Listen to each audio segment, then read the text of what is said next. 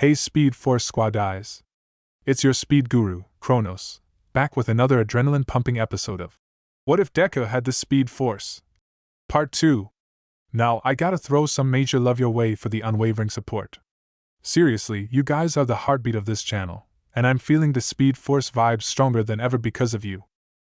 Before we kick things off, don't forget to smash that like button, hit subscribe, and ring that notification bell faster than Deku with the Speed Force.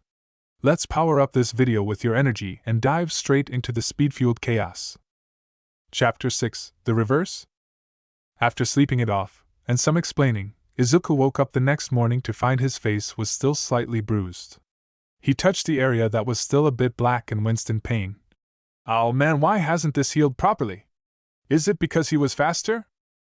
Ignoring it, Izuku finally got his things together and headed off to school with Bakugo.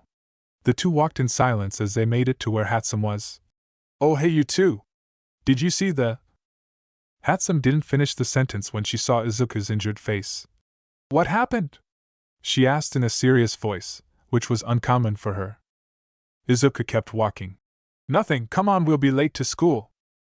Hatsume watched as Izuku began to walk away. He's been like this since last night. He finally found the person who killed Auntie Inko and they just beat him up, said Bakugo. What, he found the person who killed his mom? Asked Hatsume surprised. So the person in the red lightning is real? Bakugo nodded. Last night while he was leaving the hut they met. From what the nerd told me they also had super speed, yet they were faster. Much faster. Hatsume turned to Izuku.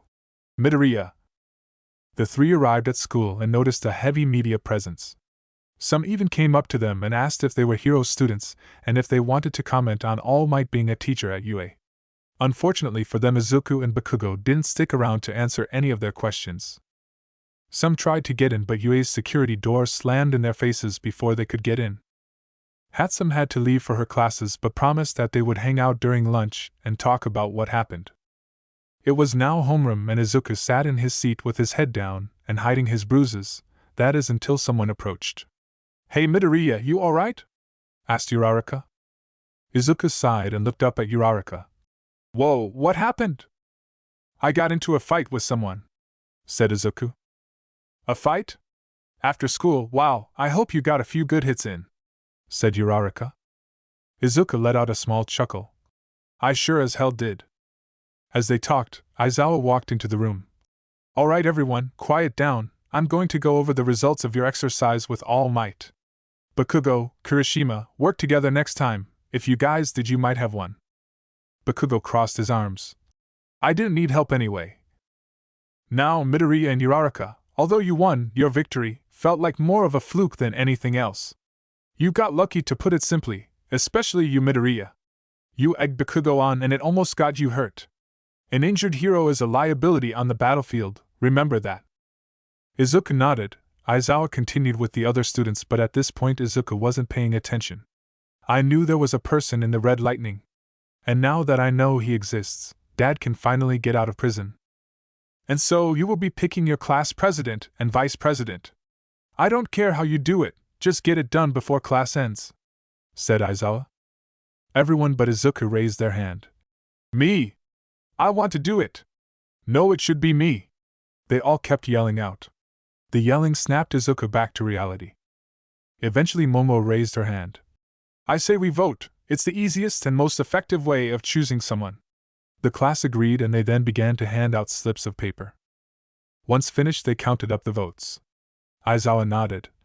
Alright, Midoriya will be your president with 3 votes, and Yayorozu will be vice president with 2. Alright. Who voted for the nerd? Asked Bakugo as he noticed he only got 1 vote himself. Izuku was surprised. Huh? Why me? Because of what you did yesterday, said Kirishima. You fought well and you saved your teammate from harm. That's someone I can follow. The class nodded. Oh, well, I guess I'm class president now. The day went on as normal, but for Izuku it felt as if everything was slowed down. He kept thinking about the fight, about the person in the red lightning, and about his dad. At one point President Mike called on him multiple times, but Izuku kept dozing off. It was finally time for lunch, and as Bakugo left with Kirishima and others, Izuku stayed behind. Finally getting up, he walked out the roof and found Uraraka and a girl named Tsuyu waiting. "Oh, you're finally out," said Uraraka. Izuku was confused. "You waited for me, why?" "Because you've been acting weird all day and we want to know why," said Tsuyu quite bluntly. "Not to mention that you have bruises on your face and arms."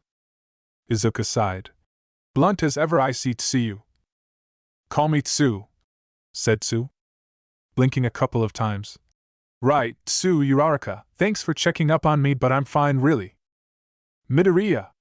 yelled out someone as they wrapped Izuku in a hug. "It's lunchtime." "Yes, Hatsume, I know it's lunchtime," said Izuku, slightly embarrassed that Hatsume did it again. "Come on, let's go eat. Melissa is saving us a table."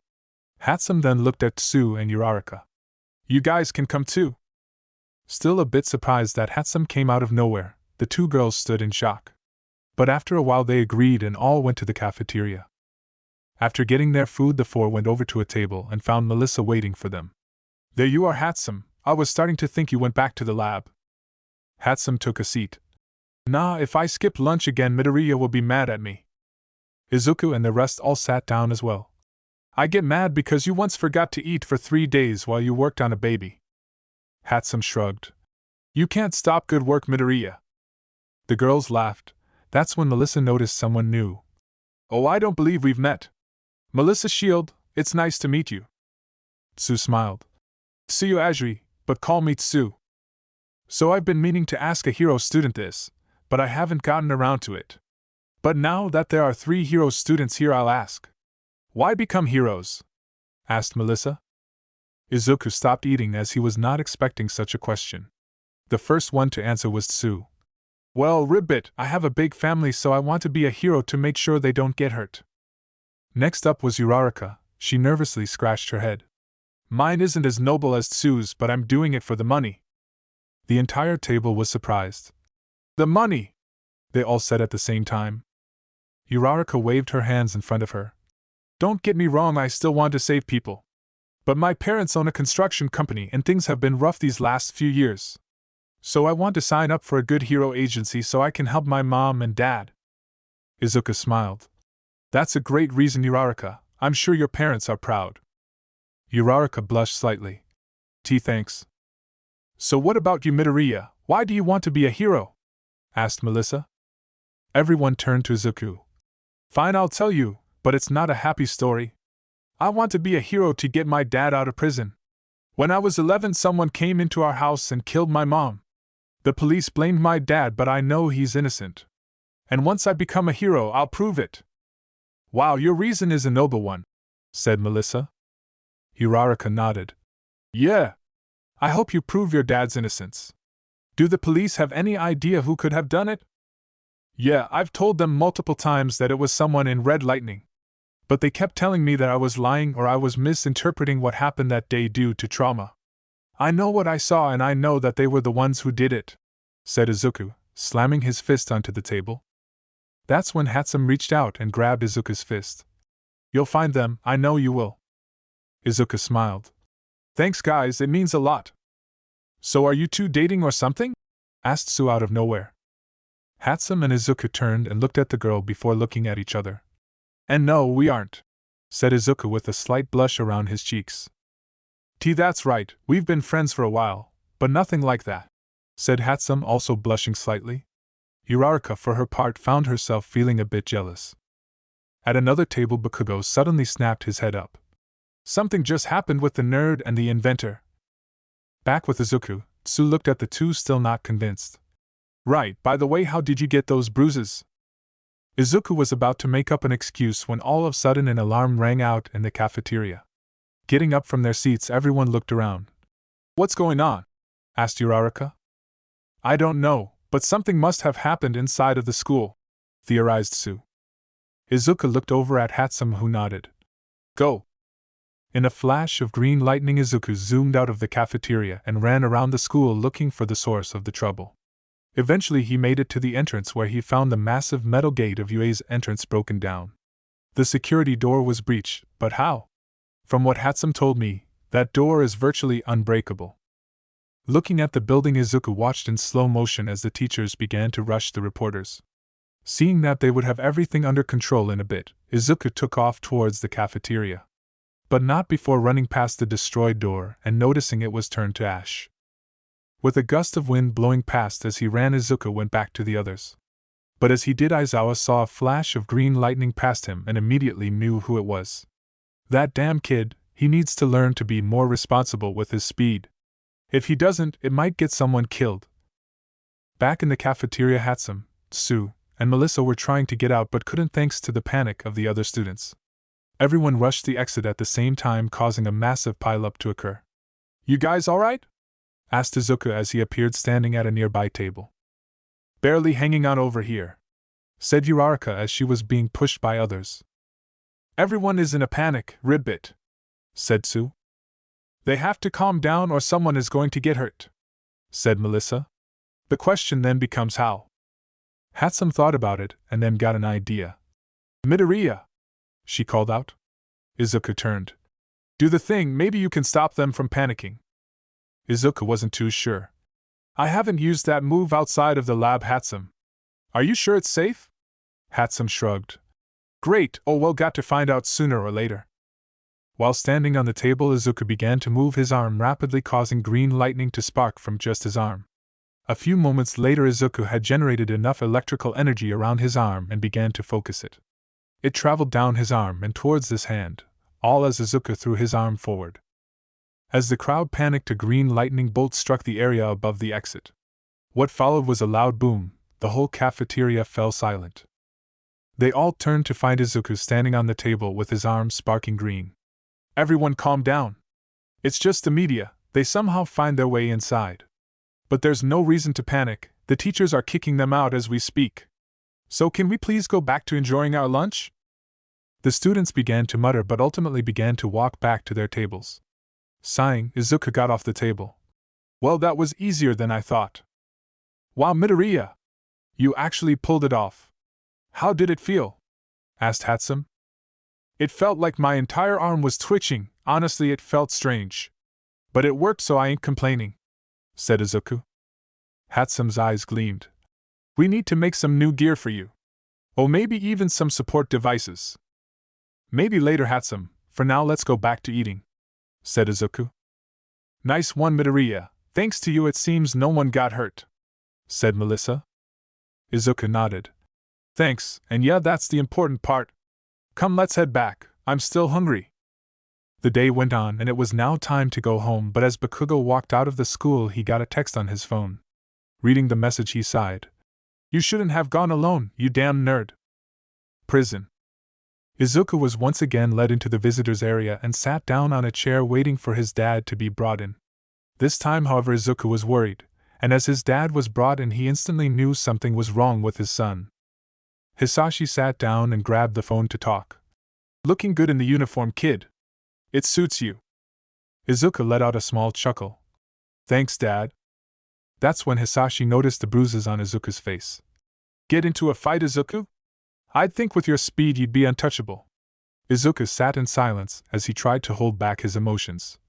"Izuku, everything alright?" After a while Izuku shook his head. "I messed up, Dad. After all this time, I found them. I found the person who killed Mom. The person in the red lightning. They are out there, last night we fought." Hisashi's eyes widened. "But they were just so much faster than I was. They beat me up and got away, I was so close. If I just would have been faster I could have brought them in, and had them confess, but now every day you spend in this prison is my fault. Because I wasn't fast enough." Tears began to run down Izuku's face. "I'm so sorry, Dad." "Izuku!" Hisashi called to his son, but his voice was cut out thanks to Izuku's sobs. "Izuku, this is not your fault. Look at me." Wiping the tears away, Izuku looked at his father. "What you've given up these last couple of years is not someone your age should have done. Most if not all your decisions you've made were because of what happened to me and your mom. What you wanted to study, why you wanted to be a hero, and even with Hatsume." Izuku was confused. "Hatsume? What does she have to do with this?" Hisashi smiled. "Izuku, you're my son. Do you think I don't know how you have a crush on her? The way you talk about her on your visits, that look in your eye is the same one I had when I first met your mom. You're in love, kid. And I bet she likes you too, but you've been too busy looking for this person in the red lightning to see it. You are 14 years old, for goodness sake, Izuku. You should be going out with your friends, going to the mall, having your first crush, heck, get into trouble, just live your life. So listen to me and listen well, stop letting the person in the red lightning dictate your life. They've already taken more than enough from us, it's time to stop. I won't stop you from becoming a hero, but please don't let the person in the red lightning control your life. After their little exchange, Izuku left the prison and walked to the train station. All while thinking about what his father told him, maybe I should. There was still an hour or two of sunlight left, so Izuku decided to go down to the hut and see if Hatsume was there. She was. Oh hey Midoriya, Bakugo told me you went to visit your dad. Since you seemed off all day, I was starting to worry. Izuku composed himself. I am fine, just needed some time alone, that's all. Hatsume nodded. That's good, look about what happened last night. I know you don't want to talk about it, and that's fine, but if you ever need someone to talk to, you know I'm here for you. I know, and thanks, it means a lot to me to know that you have my back. Izuku then walked over to his work area. And I know it might be a bit early for this, but I'll give it to you now. Digging into his stuff, Izuku pulled out a small box. Walking over to Hatsume, he opened it up, revealing a necklace inside. Hatsume's eyes widened. What? It's for your birthday. I made it while you weren't looking. The necklace was made of pieces of scrap metal which Izuku melted down, reshaped, and polished into the shape of a gear with a small pink heart pendant in the middle. And Midoriya. Reaching out, Hatsume grabbed the necklace from the chain and held it up. Thank you, I love it. She then quickly put it on. How does it look? Izuku smiled. It looks good on you. Also, I wanted to ask, you busy this weekend? 3 days later. These last couple of days Izuku spent going to school and hanging out with Hatsume. And as much as Izuku wanted to deny it, he was starting to look at Hatsume in a different light. It was now Friday, and today Class 1A were supposed to get some special hero training. Sitting in class, Izuku and the rest of the class watched as Aizawa stepped up to the podium. As you know, today is the day you have special training. We will be going to a place called the USJ, or Unforeseen Simulation Joint. This is a rather huge place, so 3 heroes will be joining you, myself, All Might, and a special guest. More information will be provided when we get there. In the meantime, go get changed in your hero costumes and meet out in the bus area. The USJ is part of UA but outside its walls, so we'll have to take a bus. Izuku got up and began to walk towards the locker rooms, but as he did, Bakugo threw his arm around him. So nerd, how are things with the inventor? Izuku raised an eyebrow. What are you talking about, Kaken? Don't play dumb with me, these last couple of days you've been looking at her differently. Not to mention you gave her that necklace. You even invited her out for a movie this weekend. That sounds like a date. What gives, you've never acted like this before? Said Bakugo with a smirk on his face. Izuku blushed slightly. I just figured I'd start living my life. Bakugo smiled and patted Izuku on the back. It's about time, now come on or we'll be left behind. After changing into their hero costumes, Izuku looked inside the bus and noticed there was more than enough room for everyone so people could sit where they wanted. With everyone now on the bus, Izuku noticed that his costume felt different. Huh! Why does the chest piece feel different? He asked himself. I wonder if Hatsume made some improvements. Hey Midoriya, so your speed is your quirk, right? Asked Kirishima. Izuku turned and nodded. Yeah, it's pretty simple, but I can do a lot with it. So is it just called speed, or did you name your quirk something else? Asked Mina. Honestly, just calling it speed is kind of boring. Well, can't argue with that, but I just recently got these powers, so I don't really have a name for it yet. The bus fell silent. Izuku looked around and noticed his classmates all looking at him. What? What do you mean you just got your powers? Ribbit? Asked Sue. It's like I said, I just barely got them. It's kind of a long story, but to sum it up, I was struck by lightning, put into a coma for months, and woke up with super speed, explained Izuku. That makes no sense, said Kendo. Trust me, I know, but it's the truth, said Izuku as he raised his arm and green lightning began to spark. Super speed, a good fighter, and good looking. Wow, Midoriya, you seem to be the perfect guy, teased Mina. You got a girlfriend? The question caught Uraraka's attention. Izuku smirked. Why do you ask, Mina? Interested? The sudden quip caught Mina off guard, but she quickly composed herself. Oh, maybe. Care to find out? Izuku was about to answer, but before he could, Bakugo smacked him over the head. What the hell, Kaken? No more messing around, or I might just tell Hatsume, said Bakugo, crossing his arms. Ribbit, Hatsume? You mean that pink-haired girl? Asked Sue. I thought you two weren't together. Izuku rubbed the back of his head. We aren't. Kaken here is just messing with me. But no, I'm not dating anyone yet. Uraraka let out a small sigh of relief. All right, everyone, look alive. We've arrived, said Aizawa. The bus stopped and everyone quickly got off the bus and found themselves standing in front of a massive domed building. UA really doesn't go cheap on stuff, huh? Said Izuku as he looked on in awe at the sheer size. The class then went inside, where they found different areas. Some had mountains, others collapsed buildings, fires, and even a lake. Welcome everyone to the USJ. The class turned to find a person wearing a spacesuit. Uraraka instantly recognized them. Oh my god! It's 13, she's been my favorite hero since I was a kid. Izuku smiled. It's like a dream come true for you, huh? Uraraka blushed. 13, where's All Might? He was supposed to meet us here, asked Aizawa. The hero put up 2 fingers. He used up too much time and is resting in the teacher's lounge. But he did say he would be joining us after he recovered enough, explained 13. Aizawa sighed. Of course he did. Well, nothing we can do about it now. Let's get this class started. 13 nodded. Now, as Aizawa has explained, this is the USJ. Today you will be conducting rescue operations in unknown terrains and situations. But before we do anything, let me just say something. Quirks are a hero's greatest tool, but it can also be something else, their doom.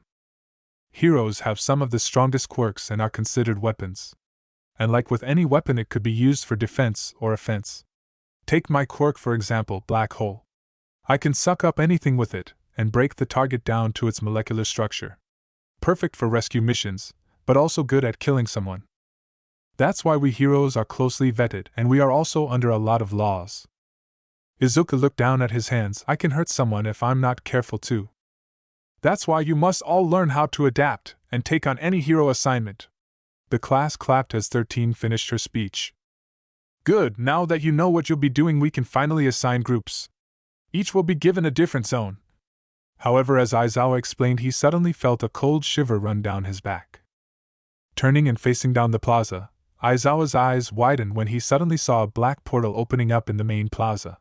The students all walked over to the edge of the stair, and watched as the portal opened up and a large number of people walked out of it.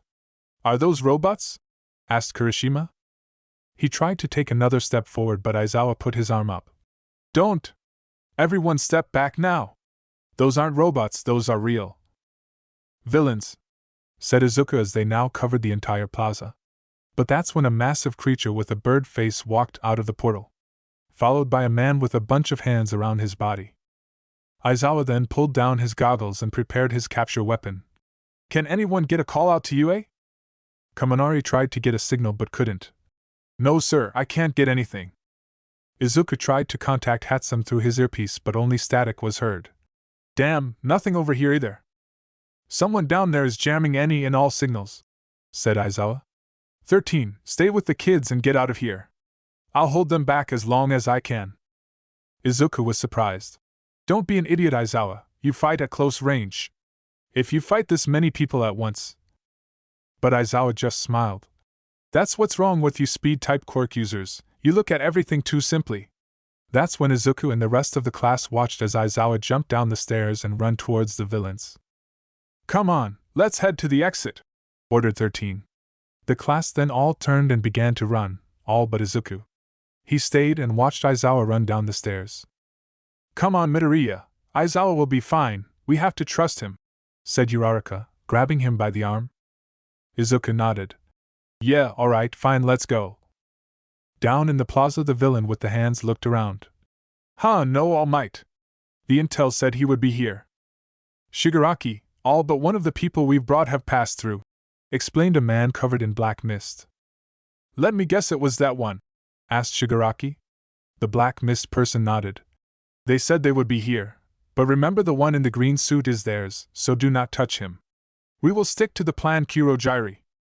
However, as Kurogyri was about to leave, Aizawa jumped and began to run down the stairs towards the villains below. Who's that? Asked one of the villains. Who cares? Ice him. That's when 3 villains pointed their hands at Aizawa. From the looks of things, their hands could shoot out bullets. However, before any of them could fire, Aizawa activated his quirk, which prevented them from using theirs. What? Aizawa then came in and wrapped his capture weapon around one. Pulling on it, he launched himself at the villain's head and proceeded to kick them, knocking them out. It's Eraserhead! One of them yelled out. He can erase your quirk just by looking at you. Shigaraki heard that. Oh, it seems a mini-boss has arrived. Kurogyri, take care of the kids. Nomu here will deal with Eraserhead. Kurogyri nodded and quickly warped away, leaving only the giant bird-faced monster with Shigaraki. Where the hell is the other person? They should be here by now. Back with Izuku, he and the rest of the class were just a few meters away from the exit when a black mist portal appeared in front of them. Unfortunately, I can't let you leave. Sorry for the late introductions. The name is Kurogyri and we are from the League of Villains. We are here to kill All Might, but it seems like he's not here. Oh well, I have a role to play and you are nothing but pawns. 13 was about to activate her quirk when Bakugo and Kirishima jumped at the villain. Kirishima activated his hardening quirk and Bakugo fired an explosion. The entrance was filled with smoke. Damn it, Kaken, you should have waited, said Izuku as he shielded his eyes. Bakugo and Kirishima both thought they got the villain, but they were wrong. The hero students live up to expectation. But you should have been more careful. You two, get out of the way, yelled 13. Both students jumped out of the way. Raising her hand, 13 activated her quirk. Black hole. From her fingers the hero began to suck up the black mist. Cleaver, but you'll have to do better than that to beat me. Opening a portal in front of the hero, Kurogyri caused 13's own quirk to open up behind her and rip her back to shreds. No! Yelled the class as Izuku rushed to catch the hero. With the hero down, I can move on to the next stage of the plan. Now be gone! Activating his quirk, Kurogyri began to blanket the entirety of Class 1A in a black mist. Izuku shielded his eyes, but it was now or never. He needed to act. I need to get everyone out of the mist. With green lighting jumping off his body, Izuku flexed his legs and began to run. First he got 13 out of the mist, followed by Kendo, Sato, Mina, Shoji, and Uraraka. However, as he ran back for the rest, they suddenly began to slip through the portal. Izuku reached out to grab someone's hand, but by the time he got there it was too late. Damn it! Oh, what's this? You saved that many in yourself. You must be the speedster the other one was talking about. If you were able to save that many, then you might interfere later, so I'll just get rid of you now. Kurogyri once again activated his quirk. But before he could even get close to Izuku, Shoji pounced on the villain. Shoji held the mist villain in place. Midoriya, you have to go. You're the fastest in the class. Go warn the teachers on the main campus, said Mina. But I just can't leave you guys here, said Izuku. Don't worry about us, just go, ordered Uraraka. If you don't go, we'll be dead. Now go. Run, Midoriya, run! Seeing no other option, Izuku pulled his mask over his face. His body then began to spark green lightning as he took a step forward. In a flash, Izuku took off towards the exit. Within a second he made it to the door but found that it was closed. Izuku tried to pry open the door but couldn't, but that's when things started to go bad. Kurogyri saw Izuku and broke free from Shoji's grasp. Don't let him near Midoriya, yelled Uraraka. The remaining students began to use their quirks to slow the villain down, but slowly but surely he began to creep on Izuku. Still struggling with the door, Izuku got an idea. I sure hope this doesn't break my hands. Placing both hands on the metal door, Izuku focused his speed on his hands and began to hit the metal door with his fingers repeatedly. Normally this wouldn't do anything, but with Izuku's speed it was a different story. At super speeds the vibrations were causing his hands to emit a specific frequency, and hopefully he could pull it off. Come on, I need to go faster! As he said that, the metal doors began to shake violently. No! He's going to escape!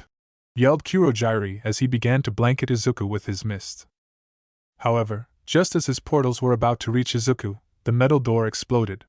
Pieces of said door came flying at the villain, causing him to fall back. Yes! I got it! Said Izuku as he now had a clear view of the outside. I'll be back with help, so don't go dying on me, you hear? With that, Izuku took off, leaving nothing but his green lightning behind. One got away, but I can at least make sure none of you do as well. Opening a portal above the entrance, Kurogiri dropped a large boulder from the landslide area, preventing the others from leaving. Now I need to go tell Shigaraki the bad news. With Izuku, as soon as he felt the affected area, his communications came back online. Midoriya, you there? Midoriya? Izuku was surprised. Hatsume? Oh, thank goodness, I saw your signal go dark and began to worry. What happened? Asked Hatsume. Villains, they are attacking the USJ now. I escaped and am heading towards the main campus now, said Izuku. Villains! Go to the teacher's lounge, there should be tons of heroes there. I'll tell Power Loader too, maybe we can help, said Hatsume. No! Don't come over here, I don't want you getting hurt. Tell Power Loader, but that's it, said Izuku as he passed UA's gates. Hold on, I just made it to the school. Running through the main building, Izuku found the teacher's lounge. Bursting through the door, he found only All Might and Nizu. Midoriya? What are you doing here? Shouldn't you be with Aizawa and 13 at the USJ? Asked All Might. No time for that, the USJ is under attack by villains. We need help, said Izuku in a panic. Nizu stood up. All Might, get to the USJ, I'll have the other teachers meet you there. All Might nodded. Got it, Midoriya, stay here, this is going to get dangerous. However, Izuku refused. Not a chance, my friends are in danger, so I'm going back. Now hurry up before I leave you behind. Nizu didn't have time to argue with Izuku. Fine, but listen to what All Might tells you. Izuku nodded. Let's go. The two then ran out of the building, and towards the USJ. As they were running, All Might couldn't help but notice that Izuku was running ahead of him, he's so fast. Izuku looked back to All Might. Hurry it up, old man! Yelled Izuku. But as he looked back up, he suddenly got a communication from Hatsume. Midoriya, are you almost back at the USJ? Almost, just a few more seconds, why? Asked Izuku. I managed to hack into the cameras and turn them back on, things aren't good. Your teacher, he's badly hurt, said Hatsume. Izuku's eyes widened. We aren't going to make it. Thanks, Hatsume, keep me posted. He then looked back to All Might. We have to hurry, Aizawa is hurt. Then I suggest we go plus ultra, said All Might. Smiling, Izuku nodded. Time to kick it up a notch then. With more green lightning jumping off of his body, Izuku began to pull away from All Might. That's when the USJ began to come into view. We're here, guys, I made it. However, as Izuku was a few hundred meters away, he got another message. Midoriya! Help, it's them, they are here! The person in the red lightning, It was Hatsume, and she sounded distressed. She was about to tell Izuku who the person in the red lightning was when she was cut off. Izuku was about to say something when another voice came through the comms, but this one was distorted. Hello, Izuku, it's been a few days. Did you miss me? Izuku's blood ran cold, it was the person in the red lightning. You! With Hatsume, seconds before. Hatsume was currently running back to her workstation after telling Power Loader about what was going on. She was instructed by her teacher to stay put, and Izuku warned her too, but Hatsume wasn't going to just wait. Hold on, Midoriya, I'm coming! Making it to her workstation, she began to pull out several babies, but as she was looking, someone suddenly grabbed her shoulder. Turning around, Hatsume found Melissa standing there. You seem to be in a rush. Hatsume turned. Melissa, yeah, I am. Midoriya and the rest of Class 1A are under attack at the USJ. What? Did you tell the teachers yet? Asked Melissa. Hatsume nodded. And let me guess, you want to go and help. I have to, Midoriya might get hurt, explained Hatsume as she went back to digging for babies. Melissa watched Hatsume frantically searching. You like him, don't you? Hatsume stopped and looked back at Melissa. What? Izuku, you like him, don't you? Asked Melissa once again. Hatsume stayed quiet. You know, if you like him, you should tell him. Hatsume narrowed her eyes. Why did you call him by his first name? And why did you say it so naturally, like you knew each other for a while now? The two girls looked at each other as the tension around them increased. Finally Melissa laughed. Man, I really screwed that up, didn't I? Forgot I was in the past. Hatsume took a step back. Who are you? Melissa smiled, but as she did Hatsume felt a gust of wind blow past her followed by several thuds. Looking around she found everyone in her class on the floor knocked out. What? Hatsume tried to warn Izuku but she was cut off when a pair of glowing red eyes appeared in front of her. Sorry about this, you were a good friend but you have a role to play in all this. With Izuku. Yes, it's me, I hate talking through this. Why don't we meet in person? The comms went silent. But even before Izuku could react, a red streak of lightning came in and stopped in front of him. Izuku stopped, but that's when he noticed. And no. Let her go, yelled Izuku.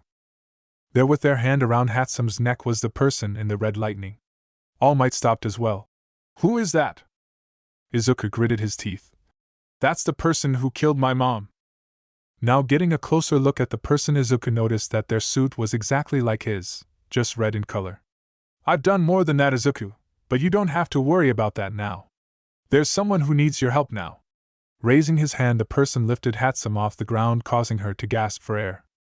Stop it! Yelled Izuku angrily. Izuku ran at the person but they quickly got out of the way. Too slow, if you want to save her you'll have to get faster, mocked the person. That's when All Might jumped into action. Appearing behind the person, All Might pulled his fist back. I don't know who you are, but if you threaten a student of UA you'll have to deal with me. Detroit. All Might, don't! Yelled Izuku. However, before All Might's fist could even touch the person, he was suddenly hit with several punches which knocked him back. The number one hero was surprised as he slid to a stop. I didn't even see him move. All Might, stop, head to the USJ. I'll deal with him, said Izuku. But I can't. Izuku cut him off. Go now! All Might flinched but ultimately nodded and took off towards the USJ. Let Hatsume go, now, demanded Izuku as he faced down the person. Let me think about that. Letting go of Hatsume, the mystery person appeared in front of Izuku and began to punch him multiple times with super speed hits. Izuku hunched over in pain as he at least felt over 50 punches in a matter of a second. Finally, with one powerful uppercut, the mystery person sent Izuku flying into the sky. Hitting the floor hard, Izuku rolled to a stop. Getting up slowly, he was surprised by what he saw. Or rather, what he didn't see. Hatsume was gone. Where is she? I swear if you hurt her. She's alive, for now at least. But it's up to you if she stays that way, explained the mystery person. Izuku gritted his teeth. What do you want? To kill you. Simple as that, explained the mystery person. Why? What did I ever do to you? Asked Izuku. The person laughed. It's not what you've done, it's what you're going to do. You see, I'm not from around here, at least not this part of time. Izuku raised an eyebrow. This part of time? What does that even mean? In simple terms, I'm from the future, Izuku. About 150 years in the future. Izuku couldn't believe it. Shocking, isn't it? But all true, I came back in time to do one thing, and one thing only. To make your life a living hell, just like you made mine. Me? I should be dead in 150 years.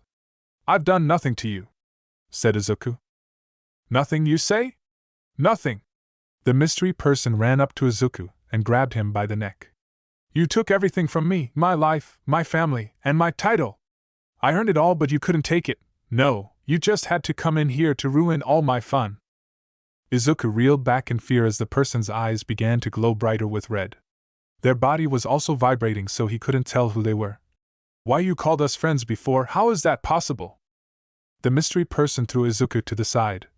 Not you, but another version of you came and visited me in the future. We fought alongside each other for a while, brought down villains, and even saved the world.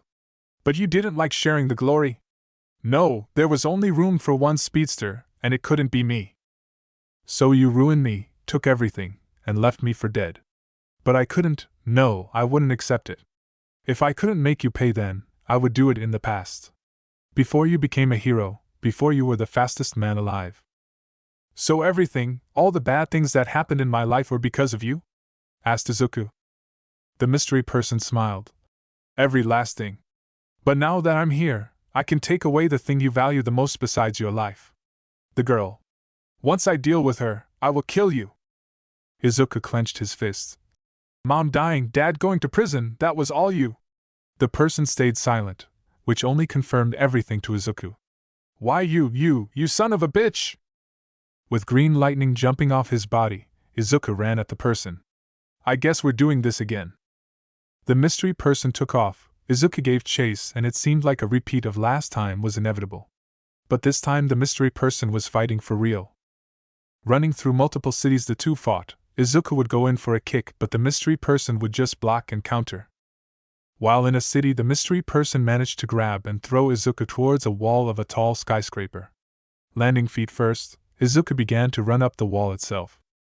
The mystery person gave chase, and all the people below watched as two streaks of light, one green and one red, headed up. Halfway up, the two streaks began to clash into each other, causing sparks to fly off every time they collided. They would go around the building multiple times to the point that the glass began to crack underneath their feet. Finally making it to the top, Izuku was slammed against the signal tower. The tall beam of metal creaked and splintered, causing it to tip over. Falling, the tower slammed against the side of the building and began to fall. Look at what you've caused, Izuku.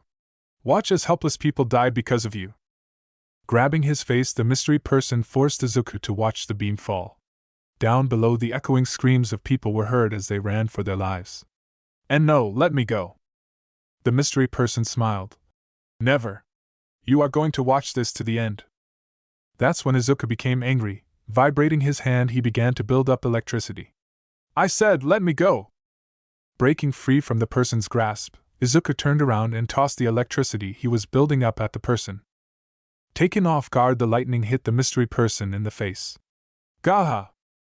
Getting up quickly, Izuku ran down the side of the building. Reaching the ground, he began to grab people and get them out of the way of the falling beam. The heavy metal pole crashed to the ground, breaking and splintering it. You guys alright? The crowd nodded. Good, now get out of here. With that, Izuku ran up the skyscraper once again. Making it back, Izuku watched as the person stumbled back. The mystery person's face was covered in smoke. I'll admit, Izuku, you caught me off guard. But it won't happen again. Izuku then noticed that the person's voice wasn't as distorted and their body had stopped vibrating. Narrowing his eyes, Izuku saw the person's body. They were thin, rather tall, had curvy hips, and a pair of breasts. A girl? Asked Izuku. That's when the smoke cleared from the person's face. Izuku's eyes widened. Why you? There, standing in front of him atop a massive skyscraper, was Melissa Shield. Her long golden blonde hair blowing in the wind. Surprise. Chapter 7, Why? Izuku stood shocked at the sight of Melissa. You were the person in the red lightning! Melissa laughed. Yes. How? You're my age, and if you killed her you must have been a kid, said Izuku. You make a valid point, but time tends to mess with you when you mess with it, said Melissa. My body has been altered thanks to my trips in and out of the time stream. I may not look it, but I'm a bit older than you. As Melissa explained, Izuku came rushing at her with his fist drawn back. Izuku's fist was inches from hitting when Melissa looked up and smiled. With red lightning jumping off her body, Melissa dodged under the punch, and then palms struck Izuku in the stomach. Izuku didn't even see it, but after a few seconds the pain of her hit registered. Melissa's hand was small and normally wouldn't do much damage. But it was the speed at which she punched that made her dangerous. And it's that speed that knocked Izuku off the tower. Izuku went falling off the tower, gasping for air as Melissa knocked the wind out of him. At the top, Melissa looked over the ledge to see Izuku. Here's a little science lesson, Izuku. The faster an object travels, the more its mass increases. Meaning if I can hit you fast enough, it will feel like a train slammed into you. Taking off, Melissa ran down the side of the building. The citizens below watched as a red streak of electricity flashed past them. Still stumbling to the ground, Izuku finally got his air and composed himself. Twisting his body, he made it so that he could see the ground. It was getting closer. Shit! Come on, Izuku, think. There's nowhere to run and no building for friction. Just then Izuku noticed he was just a few stories off the ground. At lightning speeds, Izuku braced for the hit with the ground, only to find it never came. Sorry, Izuku, I can't have you dying on me just yet, said Melissa as she caught and ran with Izuku. Stopping in the city, Izuku was thrown to a nearby car and slammed against it. Caving the car and Izuku groaned in pain. "D-damn, that hurt." "What's wrong, Izuku? Done already?"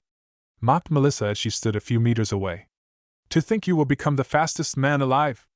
The world's greatest hero." Izuku pushed himself off the car. "I'm nowhere near done. Come on." That's when green lightning began to jump off Izuku's body. Melissa laughed. "Yes. You're just like the museum said you were. Never backing down from a fight." Izuku ran at Melissa only to have her turn and run. Izuku quickly gave chase. Within seconds they had already traveled around Japan and were now running on water. Izuku tried to reach out and grab Melissa, but she would just increase her speed and pull ahead. Now they were back on land, but this time they were in China. The two ran across the entire country before making it to the Great Wall. As they ran along it, Melissa suddenly stopped. Izuku's eyes widened as he didn't have time to stop. Slamming against her elbow, Izuku's body went bouncing off the ground. As he was, however, Melissa jumped up and grabbed Izuku. "You don't deserve your powers!" she yelled out, slamming him against the Great Wall with so much force that it cracked.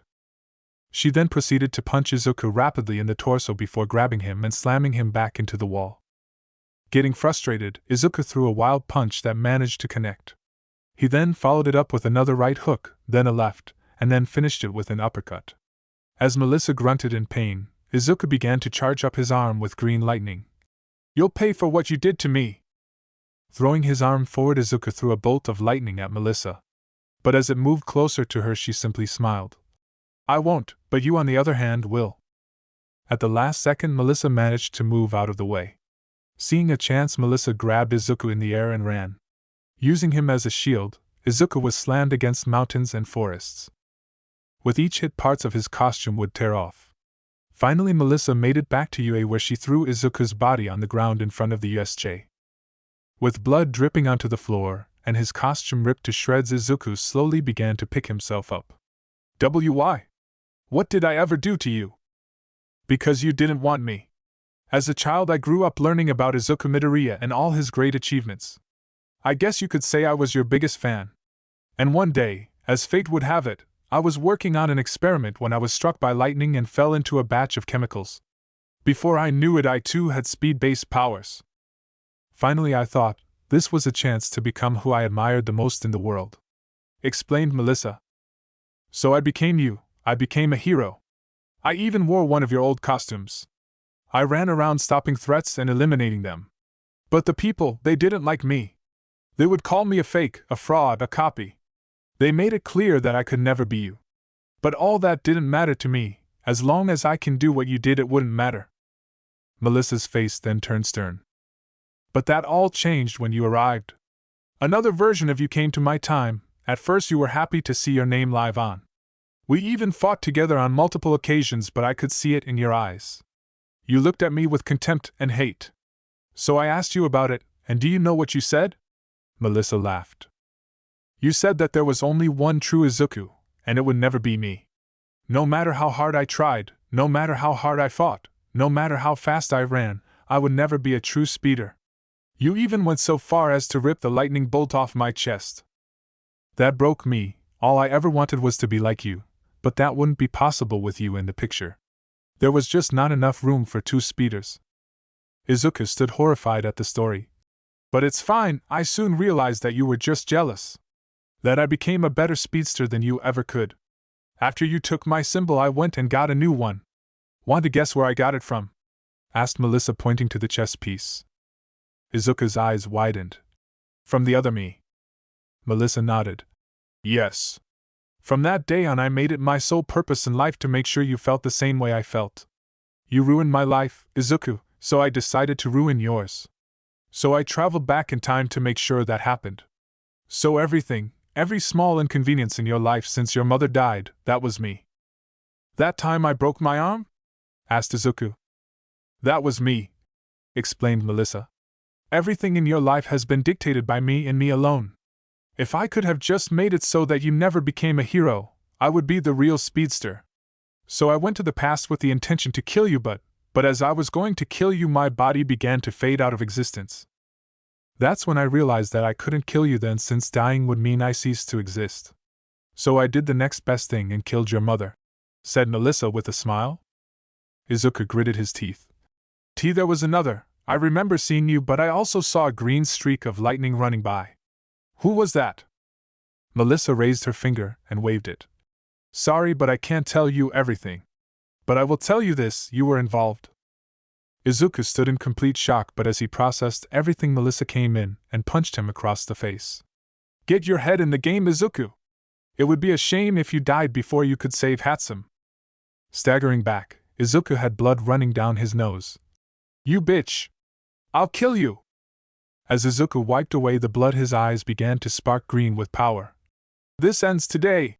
he yelled out as he took off. Izuku didn't know it at the time, but he was now moving faster than he had ever gone before. The sudden increase in speed caught Melissa off guard, but as she activated her speed, Izuku came up and kneed her in the stomach. As Melissa reeled forward in pain, she let a smile appear on her face. That's when Izuku raised his arm and elbowed her in the back, causing her to smack against the concrete floor. As she laid there, Izuku grabbed her by the back of the costume and began to spin around. With every passing moment, Izuku increased his speed. Soon a massive tornado appeared in front of the USJ. The wind gust it was generating was comparable to that of an EF5 tornado. The entire USJ building began to shake as it was the closest building, but even with its massive size, cracks began to appear around the building. Knowing that if he kept going, Izuku would destroy the building and hurt his classmates inside, he finally stopped, simultaneously throwing Melissa towards the USJ. Melissa was thrown into the building. She would have broken through the boulder Shigaraki placed, but it seemed All Might had already done that. Flying past the students at the entrance, they watched as red lightning struck around them. They all quickly threw themselves onto the ground. "What the hell was that?" asked Uraraka. That's when she saw a trail of green lightning pass her. "Midoriya?" Melissa then came tumbling to a stop in the middle of the plaza. She landed in front of All Might, Bakugo, Todoroki, Kirishima, Tsu, and Mineta. "Hey, are you alright?" asked Kirishima. He slowly approached her, but as he reached out, Izuku came in and kneed her into the mountain zone. "Don't touch her, she's mine," said Izuku in a cold and dark voice as lightning sparked around him. Bakugo felt a shiver run down his spine. He could tell Izuku was pissed. "Hey nerd, what are you doing? Who was that?" Izuku didn't even turn around. "It was her. She's the one who did it." Bakugo raised an eyebrow. "Did what?" Slowly turning to Bakugo, Izuku's eyes sparked green with power. "She killed Mom." Bakugo's eyes couldn't believe it. What?" That's when red lightning appeared and went straight for the students. Izuku reacted quickly enough to get Bakugo out of the way, but the rest were knocked out. Well, if it isn't Katsuki Bakugo, one of the 5 greatest heroes of all time. "It's an honor to meet you," said Melissa as he held Kirishima by the costume. "Melissa Shield? She's the one who killed Auntie Inko?" asked Bakugo, surprised. Izuku nodded. "That doesn't make any sense. To a simple-minded idiot like you it doesn't. But my goals are beyond your understanding," said Melissa. What? Melissa? Is that you?" Everyone turned to find All Might. "What are you doing, and how did you get that costume?" Melissa sighed. "Why is everyone so slow on the uptake? Hey Uncle Might, you might not believe this, but I'm not who you think I am." "A girl? The mystery person who contacted us was a girl?" asked Shigaraki, surprised. Himself, along with Kurojiri and the Nomu, stood at the ready. Melissa turned to the villains. "Right, I forgot about you guys. Nice job being the distraction, by the way." "Distraction? We aren't some distraction, we are the main show! And you girlie are just a pawn I play with. Now watch as Nomu kills the symbol of peace." "Noma! Kill him!" ordered Shigaraki. The Nomu let out a roar that caused All Might to flinch, but as the monster took a step, it stopped. "Noma! What are you doing? Kill him!" But still the monster wouldn't move. "Yeah, it won't listen to you anymore, or rather it can't. It's missing something very important." "See," said Melissa, holding up what appeared to be a heart. Everyone turned to find the Nomu swaying before falling backwards without a scratch on him. "What did you do?" asked Shigaraki, enraged. Melissa then began to vibrate her hand, causing the heart to pop. I ripped its heart out by vibrating my hand through its chest. It's a simple trick but quite effective. Now if you two don't mind, I'd like it if you two leave. WYU? You think I'd just let you go after killing Nomu? That was a present from my master, said Shigaraki. That's when Melissa appeared in front of the villain, her face vibrating and her eyes burning red. I'm not asking you to go, I'm telling you. You may think you're all that, but let me tell you something. You become nothing but a forgotten stain in the fabric of history. No one will remember who you are or what you did. Now get the hell out of here before I end your sad, pathetic life. Just then Kurogiri wrapped Shigaraki in his mist and began to teleport away. We'll leave, but know this, heroes. The League will be back and we will be the ones to kill you, All Might. With that, the two villains disappeared through the portal. Now gone, Melissa stopped vibrating. Now, where were we? Yes, I believe we had some unfinished business, Izuku. But before that, go ahead, ask again. Izuku clenched his fist. Why? Why did my mom have to die? Why did you kill her? Because I hate you, Izuku, said Melissa. Plain and simple, I want to see you suffer. I want to see you reeling in pain and agony. That's why. That's why Auntie had to die. Izuku and Melissa turned to find Bakugo standing back up. What the fuck? I'll blow you to pieces. Using his explosions, Bakugo launched himself at Melissa. Izuku's eyes widened. No! Kaken, don't! Izuku tried to stop Bakugo, but it was too late. Melissa was already in front of him. It's a shame, really, to think his hero career would end so soon. Melissa then grabbed Bakugo's legs while in mid-air and began to vibrate her hands at supersonic speeds. With each vibration, Bakugo's bone began to crack and splinter. Izuku was just a few feet away when he heard two loud cracks. No! Yelled Izuku as he pushed Melissa away and caught Bakugo. Bakugo's legs were now broken and completely bruised. So much so that they limped unnaturally. But thanks to the shock, Bakugo didn't even feel a thing. Now passed out on his arms, Izuku glared at Melissa. No, why? Your problem is with me. Do it to me. Leave everyone else alone. Melissa scoffed. You should be thanking me. He's not dead, but I could have killed him. Remember that. Melissa! I don't know what's gotten into you, but you have to stop, said All Might. I'm taking you in to answer some questions. Please, do you honestly believe you can stop me? Faster than All Might could see, Melissa suddenly appeared in front of him. The next thing the hero heard was a piercing sound. Looking down, All Might could see Melissa had dug her hand into his side and vibrated it rapidly. I slow for even slightly and your insides become nothing but mush. Moving her hand slightly, All Might let out an agonizing scream. But with Izuku, he was still concerned with Bakugo.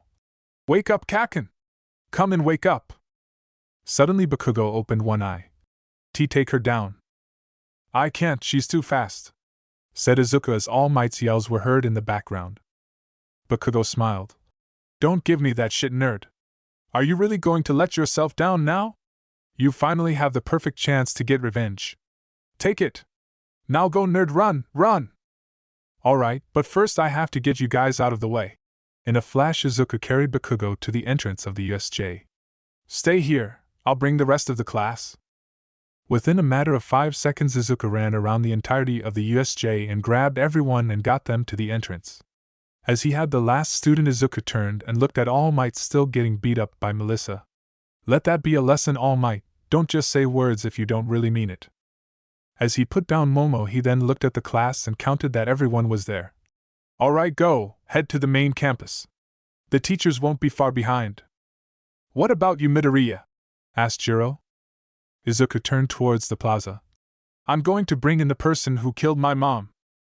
With a loud boom, Izuku took off towards the plaza. With Melissa, she was still beating on him, while smiling at the same time. You were always the one who never died, All Might. Even in the future, your name lives on as one of the greatest heroes that ever lived. But you'll prove too much of a problem down the line, so this is where I bid you farewell. Pulling back her arm, Melissa began to vibrate it, ready to tear out his heart. But just as she was inches from his chest, Izuku came in and punched Melissa across the face, sending her flying. As much as I dislike him, All Might has to live. He's too important to other people, said Izuku, standing in front of the #1 hero. All Might was stunned. Midoriya! Does that mean you remember? Not now, All Might, you have to get out of here. I won't be able to go all out with you guys here, said Izuku. Melissa laughed. Finally decided to take me seriously, Izuku? But aren't you forgetting something, or rather someone? That's when Melissa tossed something at Izuku. Catching it, Izuku's eyes widened. It was the necklace he gave Hatsume. Hatsume, where is she? Do you want to know to save her? Or do you want to kill me? You can't do both, Izuku, said Melissa. Izuku gritted his teeth. Tell me. Here's a hint, she's at the place where it all started. Izuku thought about it for a second and then had his answer. The hut. She's at the beach. Izuku began to run towards the exit, but as he was, Melissa came in and tackled him onto the stairs. And who said you could leave? I thought you wanted to kill me? Asked Melissa as she held him down. Maybe you're not mad enough. Alright, how about this? Your mom said something just before she died. Izuku stopped struggling. What? It was quite sad, she pleaded for her life, she even asked me to spare you. But in the end I dug my hand into her chest and ruptured her heart like a balloon. Melissa then leaned in. Pop. The best part is that people are still aware for a few seconds after it happens. Which means she felt everything. Izuku's anger began to swell. Why you? Don't worry, Izuku, I won't kill you in the same way. First I'll kill your friends Bakugo, Hatsume, Uraraka, and everyone in your class. Next will be Bakugo's parents, then your dad. And last but not least, after everything is said and done, you. Hearing that, Izuku snapped, vibrating his entire body. Izuku managed to push Melissa away. No, you won't, I'm going to kill you before you get the chance. You're welcome to try, but you'll fail, said Melissa as red lightning sparked off of her body. Izuku's green lightning crashed into hers, causing bolts to fall around them. Some were dangerously close to the class who were currently evacuating. The two then ran at each other, but now Izuku was done playing games. He was going to kill Melissa once and for all. The two clashed in the middle, causing a massive lightning bolt to come crashing down to the center plaza. The roof exploded open as the bolt struck the two speedsters. All Might, who was standing at the top of the stairs, couldn't even see them. All he saw was a streak of light followed by loud booms. This is insane. Wait, Melissa said something about a beach and Midoriya said something about a girl named Hatsume. Not wasting any time, All Might took off. Izuku fought hard, he even got a few hits in, but in the end he was still inexperienced, while Melissa had so many unknown years behind her. Grabbing Izuku, she pinned him against a mountain and began to punch him rapidly, over and over again. With each hit, the mountain behind her began to crack from the sheer impact. With each hit, Izuku could feel his bones breaking, his organs bruising or rupturing. He tried to fight back, but every time he threw a punch, Melissa would dodge and counter. By the end of it, Izuku had blood running down his mouth. His body and face were a complete mess from the punches. This is so boring, said Melissa. You're not even as fast as the other Izuku. You're so slow, it's no wonder you couldn't save your mom. Izuku fell to the floor. And now you won't even be able to save your little girlfriend. Losing two people you care about, Izuku? That's just sad. Oh well, time to kill you. Zooming away, Melissa quickly returned with what appeared to be a piece of Todoroki's ice. Spinning her hand, she turned it into a spike, perfect for killing. Good. Izuku slowly lifted his head. I thought you couldn't kill me. I thought as much, but time is a fragile thing. You even change the slightest of things and it causes multiple worlds and timelines. And seeing that I'm not fading out of existence could only mean one thing: I've become a living paradox. I no longer need you to become a hero to create me. Time has changed, Izuku, and it's changed in my favor. Melissa then raised her spike. No! In a sudden burst of energy, Izuku managed to stand up. Melissa raised an eyebrow. Are you going to fight me? I've just mopped the floor with you. Without saying a word, Izuku ran away from Melissa. Running away, Izuku? You're spineless coward! Fine, I'll just kill your little friends and then I'll. However, as Melissa was talking, the wall from behind her exploded and out came Izuku running. What? Taken by surprise, Melissa was then suddenly grabbed by the arm and taken away. Izuku was running around the world, getting Melissa away from his friends and building up speed. As he ran, Melissa began to try to break free of his grasp, but Izuku wasn't going to let her go. You've taken everything from me, And now I'm going to make sure you don't do it ever again. With green lightning trailing behind him, Izuku once again increased his speed. He was now running so fast that it looked like Earth now had a green line cutting it in two parts. That's when Melissa smirked. Should you really be wasting your time with me? Hatsume's life is in danger, you know. That made Izuku snap out of his rage. He quickly put the brakes and threw Melissa against one of the pyramids of Giza. If you did anything to her, I will make you suffer. Melissa smirked. I haven't done anything yet, but you now have less than 30 seconds to get to her before she goes boom along with the entire coastline of the city. Izuku's eyes widened. Now choose, Izuku, me or Hatsume? The person who killed your mother? Or the person you have feelings for? Choose. Izuku's mind was going wild thinking about everything. 25 seconds, Izuku. Hearing that, Izuku made a decision. Punching Melissa across the face, he turned around. I'll be back for you. With green lightning sparking off his body, Izuku took off towards the hut. Melissa wiped the blood off of her as she watched Izuku leave. That's it, Izuku, run. In the end, you won't be able to save her. You're too slow. The hut. Hatsume sat in a chair chained and unable to move. She squirmed around trying to break free, but it was no use. Well, this is a fine mess. That's when a beeping sound was heard coming from her wrist. She found what appeared to be a large watch with a timer counting down. And that makes it worse. Hatsume was starting to freak out. Alright, things are not looking so good, but Midoriya will save me. I know he will. But as she waited for him, the counter went down to 25 seconds. That's when Hatsume began to think of the worst-case scenarios. She let out a nervous chuckle. Man, I didn't think I would die like this. There was still so much I wanted to do: graduate from UA, start up my business, create some amazing babies. Hatsume then thought of Izuku. I just wish I could have told Midoriya how I felt about him. He's been through a lot, but yet he always pushed ahead. I guess that's one reason why I fell in love with him. As the timer reached 20 seconds, Hatsume heard an all-too-familiar sound. With a loud boom, Izuku appeared clad in his green lightning. Hatsume! Midoriya! Rushing towards her, Izuku began to break the chains around her. Are you alright? Asked Izuku. Did Melissa hurt you? Hatsume shook her head. No, but she left a present. Raising her arm, she showed Izuku the device strapped to her wrist. Looks like a bomb to me. Izuku inspected it. Rushing over to one of the workstations, he grabbed a screwdriver and managed to pry open the display. Underneath was a mess of wires intertwined with one another, and in the center a small blue core. What is this? I've never seen anything like this, said Hatsume. It must be future tech. Damn, I don't think I would be able to disarm it, said Izuku. Looking up, Izuku saw the fear in Hatsume's eyes. As the timer hit 15 seconds, he grabbed Hatsume's hand. Do you trust me? He asked. Hatsume was surprised, but with a serious look she nodded. With my life. Good. Still holding her hand, Izuku began to vibrate his arm. He needed to somehow phase through the device off of Hatsume while making sure she didn't get hurt. After a few seconds, the device fell to the ground. Got it! Picking it up, Izuku saw the timer had hit 10 seconds. Not much time. If this is a bomb, I have to run it out of here. Even at my top speed, I'm not sure I can clear the blast radius. Activating his speed, green lightning began to spark around Izuku. But just as he was about to leave, Hatsume managed to touch his arm.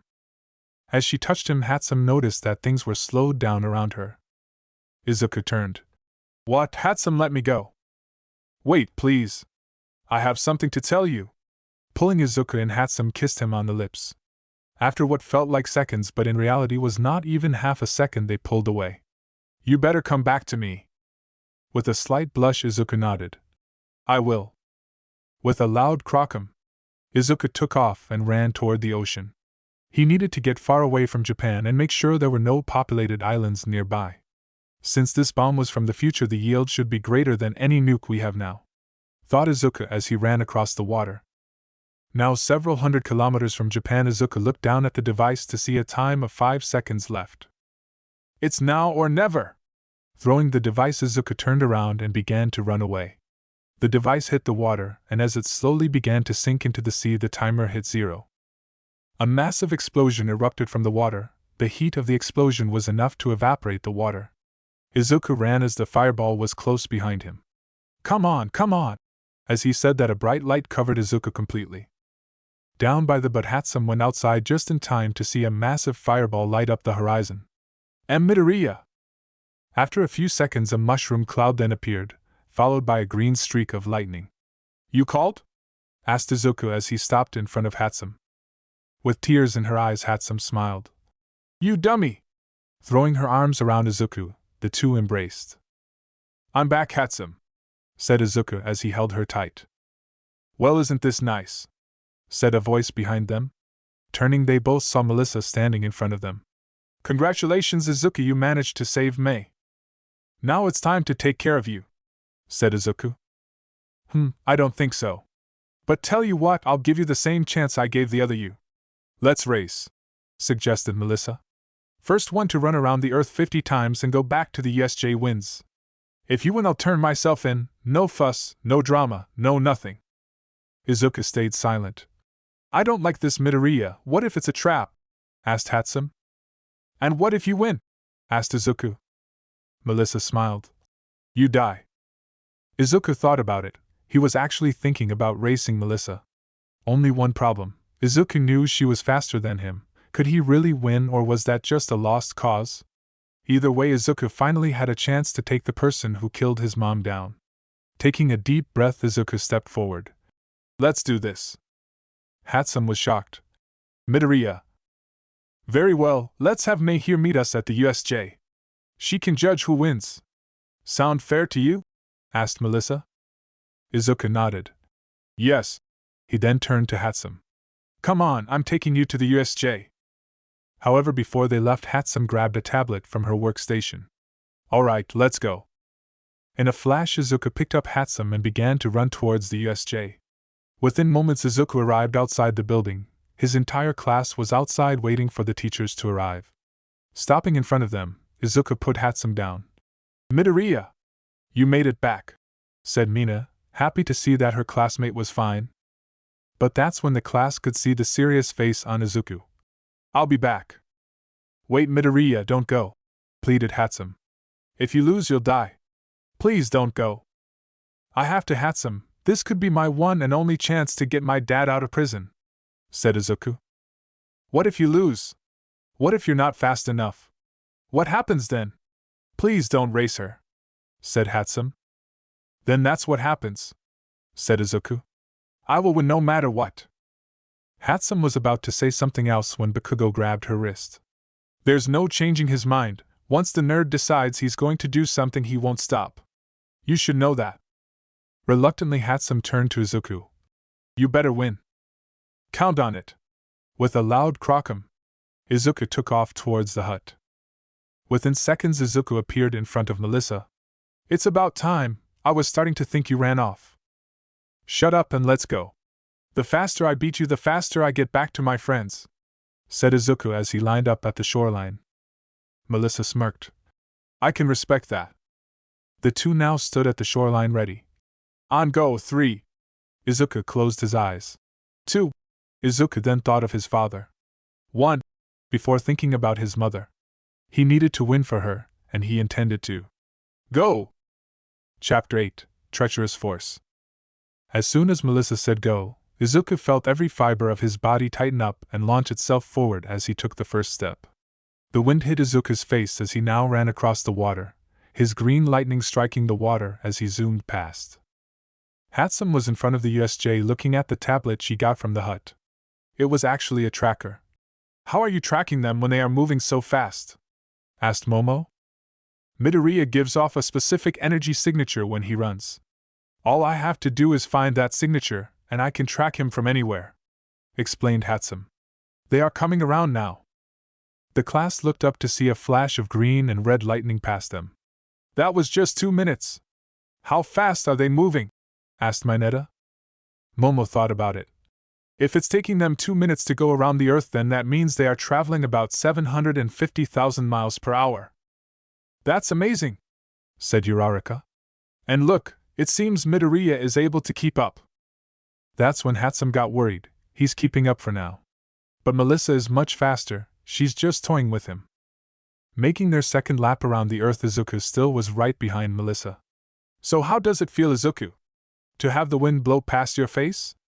To be able to cut loose and really run, said Melissa. Izuku couldn't help but smile.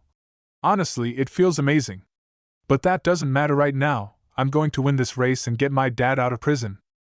Melissa then turned around and began to run backwards, while not losing speed. Well, it's good to know that you're actually trying. Unfortunately, I can't say the same thing for myself. This is just a light jog for me. Izuku raised an eyebrow. You're bluffing. Melissa smirked. Wait and see. Turning, the two went back to running around the earth. After a while, it was now down to 10 laps, and with each passing lap Izuku was getting faster. Even Hatsume couldn't believe how fast he was going, but at the 5th lap things started to change. For one thing, Melissa stopped. Izuku saw this and looked back as she left his sight. As he ran, Izuku began to wonder what she was doing. What is she planning? Hatsume too was confused. The tablet showed that Melissa had stopped. What does this mean? But Izuku kept going. He needed to win. He looped around, and with 4 laps left he now came around to see Melissa still standing there. This went on for another 2 laps, and with the final 2 laps coming up, Izuku began to think he had won. This is it! I'm going to get my dad out of prison! Melissa smirked as she saw Izuku's lightning spark past her. Alright, I think I've given him enough hope. Time to shatter it. However, as he ran, a loud boom was heard behind him. Looking back, Izuku could see the red glow of lightning coming over the horizon. Speeding up beside him was Melissa. It's over, Melissa, I've won, said Izuku. Melissa smiled. Is that what you think, Izuku? Let me ask you something. Did you really believe you have a chance? Asked Melissa in a condescending voice. I'm clearly ahead of you, so yes, said Izuku. That's where you are wrong, Izuku. Do you know what is the one emotion that really hurts us? It isn't fear that you can overcome. It's not sadness that you can get over. What really hurts is despair. Once you are in its hands, there is little you can do but fall deeper into that hole of emptiness. That is what I'm going to do to you, Izuku. Now watch as your hope and dreams shatter right before your eyes. With a loud crockum, Melissa took off at speeds that even Izuku had a hard time following. Within a matter of seconds, Melissa went around the earth twice and tied the laps. Izuku was shocked. And no. Don't you see, Izuku, this whole race, it was nothing but a trap. I made you believe that you had a chance, mocked Melissa. But the other me, they had to be as fast as you, said Izuku. Melissa smirked. True they were, but that Izuku had years of experience behind him. While you are just beginning to understand your speed. Izuku hung his head. No, I won't give up. I have to keep moving forward. But as they both circled the earth, and with 1 lap left, Melissa was done with this. It's been fun, Izuku, but I think it's about time we finish this. I'll see you at the USJ. I'll tell your friends goodbye for you. With a loud boom, Melissa took off, leaving Izuku behind.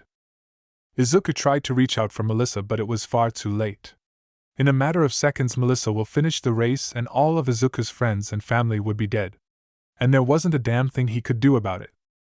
Back at the USJ, Hatsume's grip on the tablet began to tighten as she saw Melissa's beacon pull away.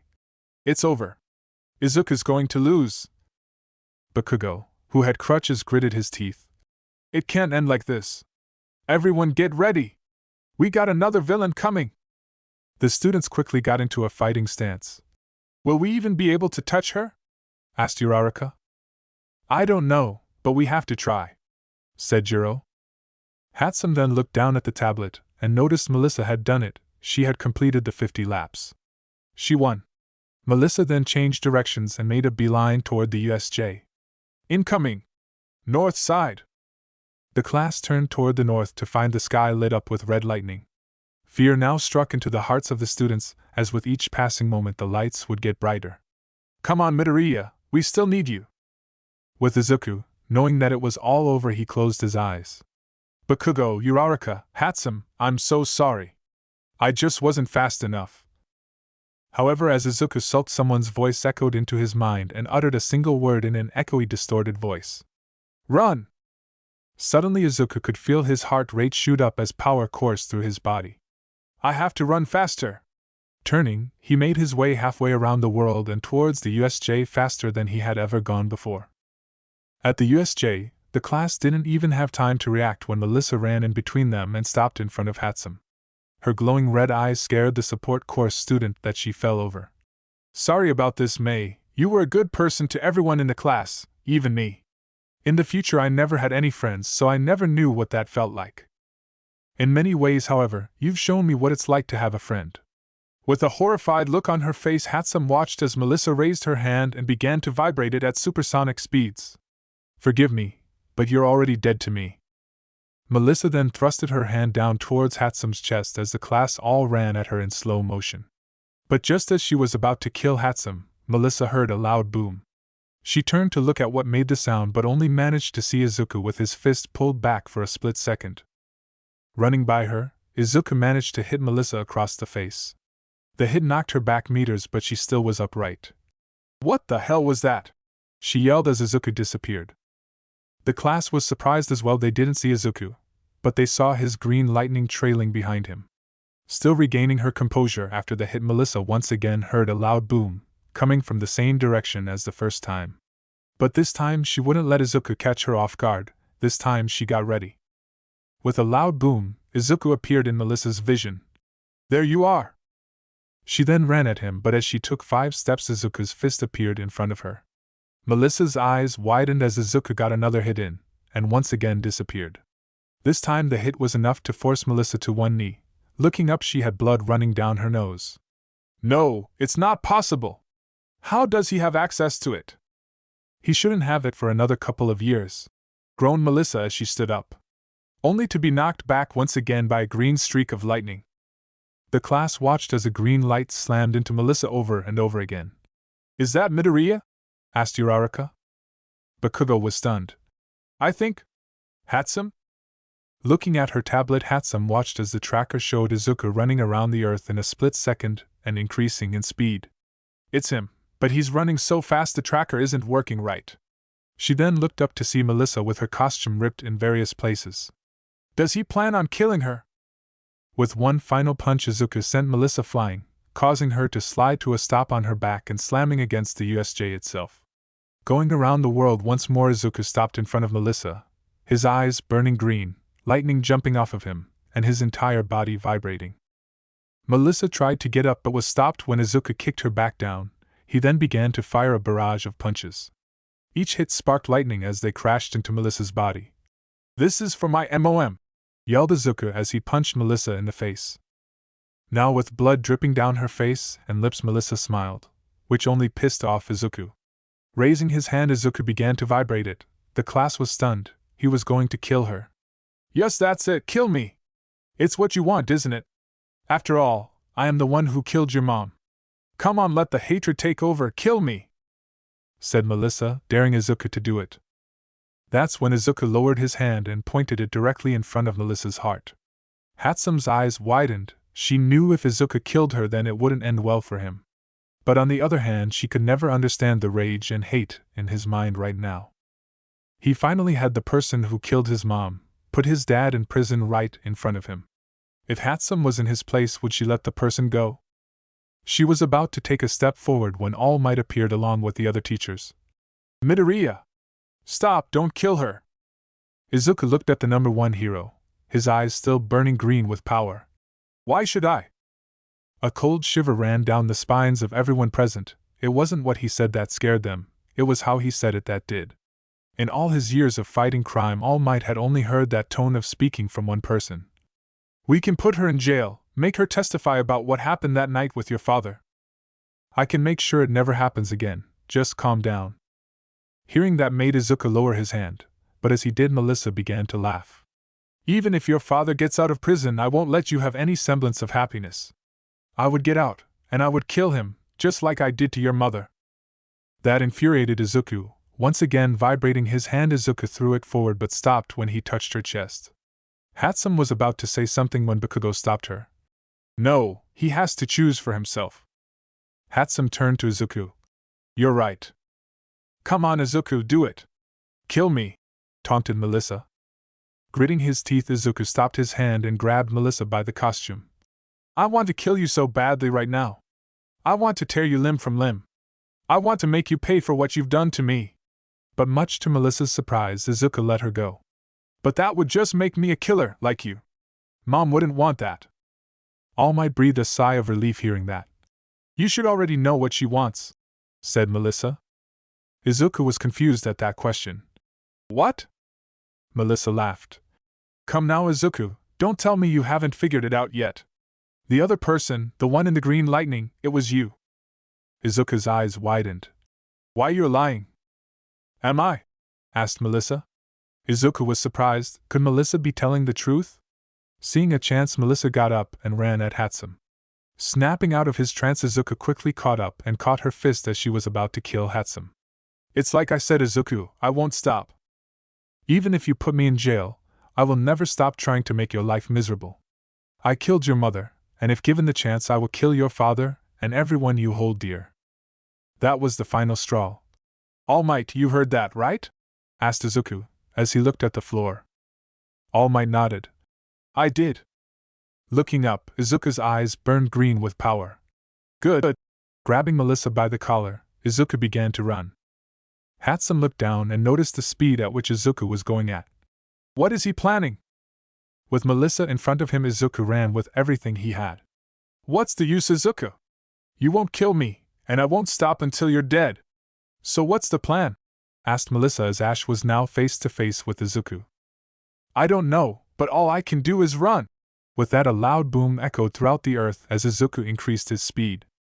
That's when Melissa noticed their speed and began to panic. And oh, don't do it if you go this fast. But Melissa's words didn't reach him. All Izuku could think about was running. Izuku was now moving so fast that it seemed as his body began to stretch as he zoomed by. Melissa tried to break his focus by rapidly punching at his face and even managed to break his nose, but not even that would slow Izuku down. Izuku, stop! Yelled Melissa, but in the end Izuku let out a powerful scream as his surroundings began to change, with a loud crockum. With Hatsume, she was tracking Izuku when all of a sudden her tablet exploded in her hands. What happened? Asked Bakugo. I don't know, there was a sudden energy surge and then nothing, explained Hatsume. That's when Izuku appeared in front of everyone, his body pulsating with lightning and power, and Melissa nowhere to be seen. Only her red costume remained in his hands. Izuku looked at the costume and then his class. Gee guys, I feel kind of weird. The class then watched as Izuku's body began to fade and then disappear, leaving nothing behind. Midoriya! Yelled Hatsume as she reached out to him. The class stood in silence as they watched their classmate disappear without a trace. Where is he? Asked Bakugo. No one answered. Where is he? Bakugo looked around frantically for his friend but to no avail. He's gone, said Mina. Then find him, yelled Bakugo. Hey Hatsume, didn't you put a tracker on his suit? I did, but without the tablet I can't find him. That's when Hatsume thought of something. Give me your phone. Bakugo was confused. Huh? Just give me your phone, ordered Hatsume. Bakugo nodded and reached into his belt where he had his phone and tossed it. Catching the phone, Hatsume began to work. I can download the schematics from the server at the hut. I may be able to use the maps function on the phone to find him. After messing with the phone, Hatsume now had a working tracker. Got it. It says Midoriya is here? Hatsume was confused. The signal is weak and getting weaker, but it says he's here. This doesn't make any sense. The class fanned out to find Izuku. Some thought he went invisible, or something like that. Hatsume felt around the air hoping that he was there when all of a sudden a portal opened up in front of her with a loud boom. The class turned to see a light blue portal that seemed to be sucking in Hatsume. Midoriya! Midoriya! From a portal the echoey voice of Izuku was heard. Hatsume? Wow, you need to see this, Hatsume, it's so beautiful here. It's luring me in like some sort of force, a speed force. I have to go now, Hatsume, I can see Mom on the other side. No, Midoriya, you can't! Come back! Reaching deeper into the portal, Hatsume felt herself grab something. She then began to pull with all her might. Come on! For a second it seemed as if Hatsume too was going to be pulled in, when all of a sudden Bakugo grabbed Hatsume by her other arm. Where the hell do you think you're going, you damn nerd? I'm not letting you leave so soon. Now get your ass back here, said Bakugo as he pulled as well. Seeing this, the entire class joined in, and even the teachers. Mineta used his quirk to link each other together, Todoroki used his ice to create a stopper, Momo created mountain climbing hooks and dug them into the ground, and at the end was All Might to make sure everyone was safe. But even with their combined efforts, it took everything to pull Izuku out. First his arm came out, followed by half of his face that was stretched out thanks to the portal but quickly reformed.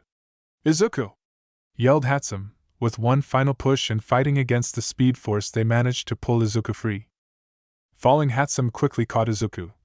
"I got you." With an injured face, Izuku spoke in a weak tone. "I went too fast. Next time, I won't be able to come back." With that, Izuku fell unconscious in Hatsume's arms. Hatsume dug her face into Izuku's chest as tears welled up in her eyes. "Izuku! Izuku! Izuku!"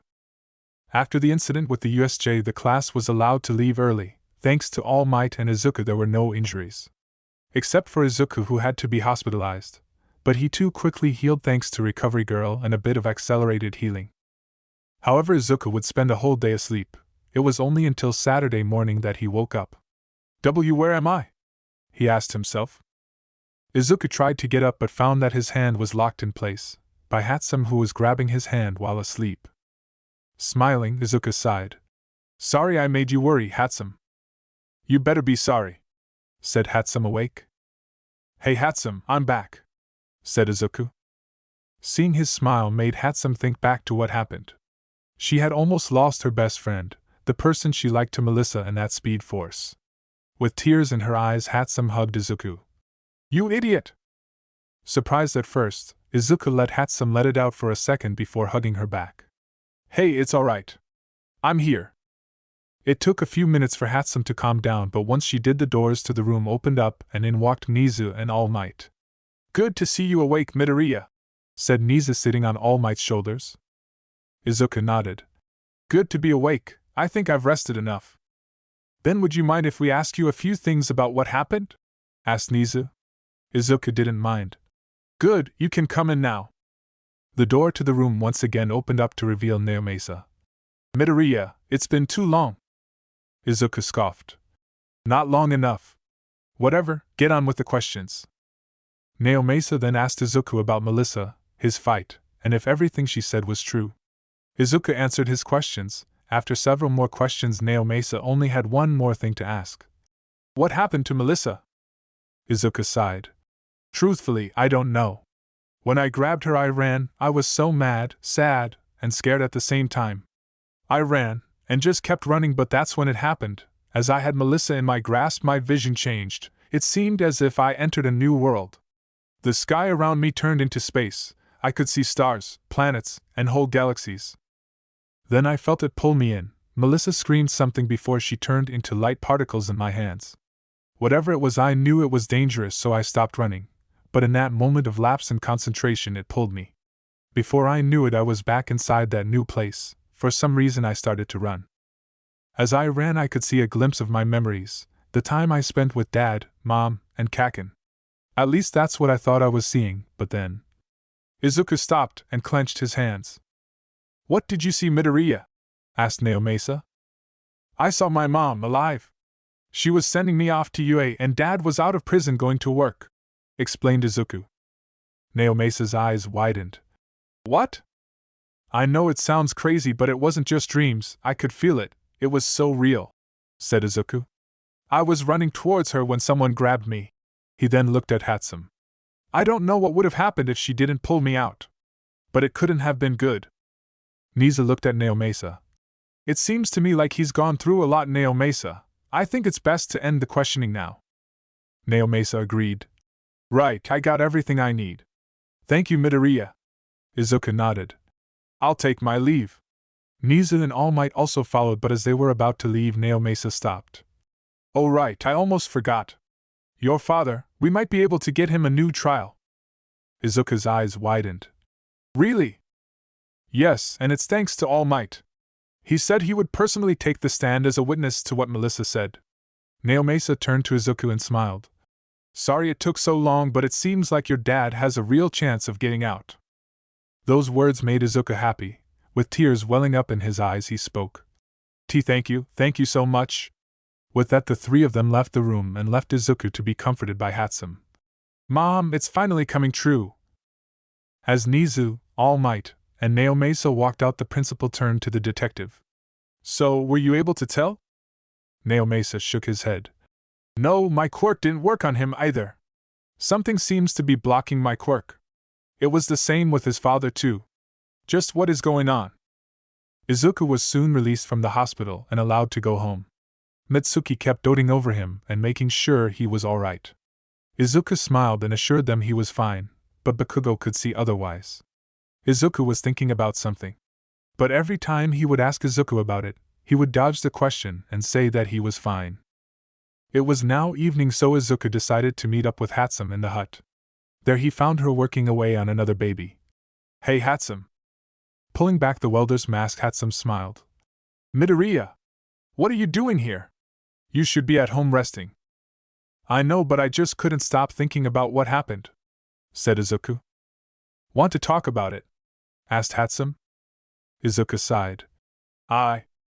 Seeing Izuku like this made Hatsume worried. She then took off her gear and walked towards him. Come with me. With nothing else said, Hatsume grabbed Izuku by the hand and began to drag him along. Izuku was then taken down the beach and near a bunch of rocks. The two then climbed over them, and in the middle they found a lagoon. They then sat down on the sand around the water. It's been a while since we've been here, said Izuku. Hatsume nodded. It has. We used to come here a lot when we were little. Our little secret from everyone else. So, what's on your mind? Izuku took a second to collect his thoughts. It's just, I've been thinking about what happened with Melissa. When she told me that Mom died because of her, I was angry.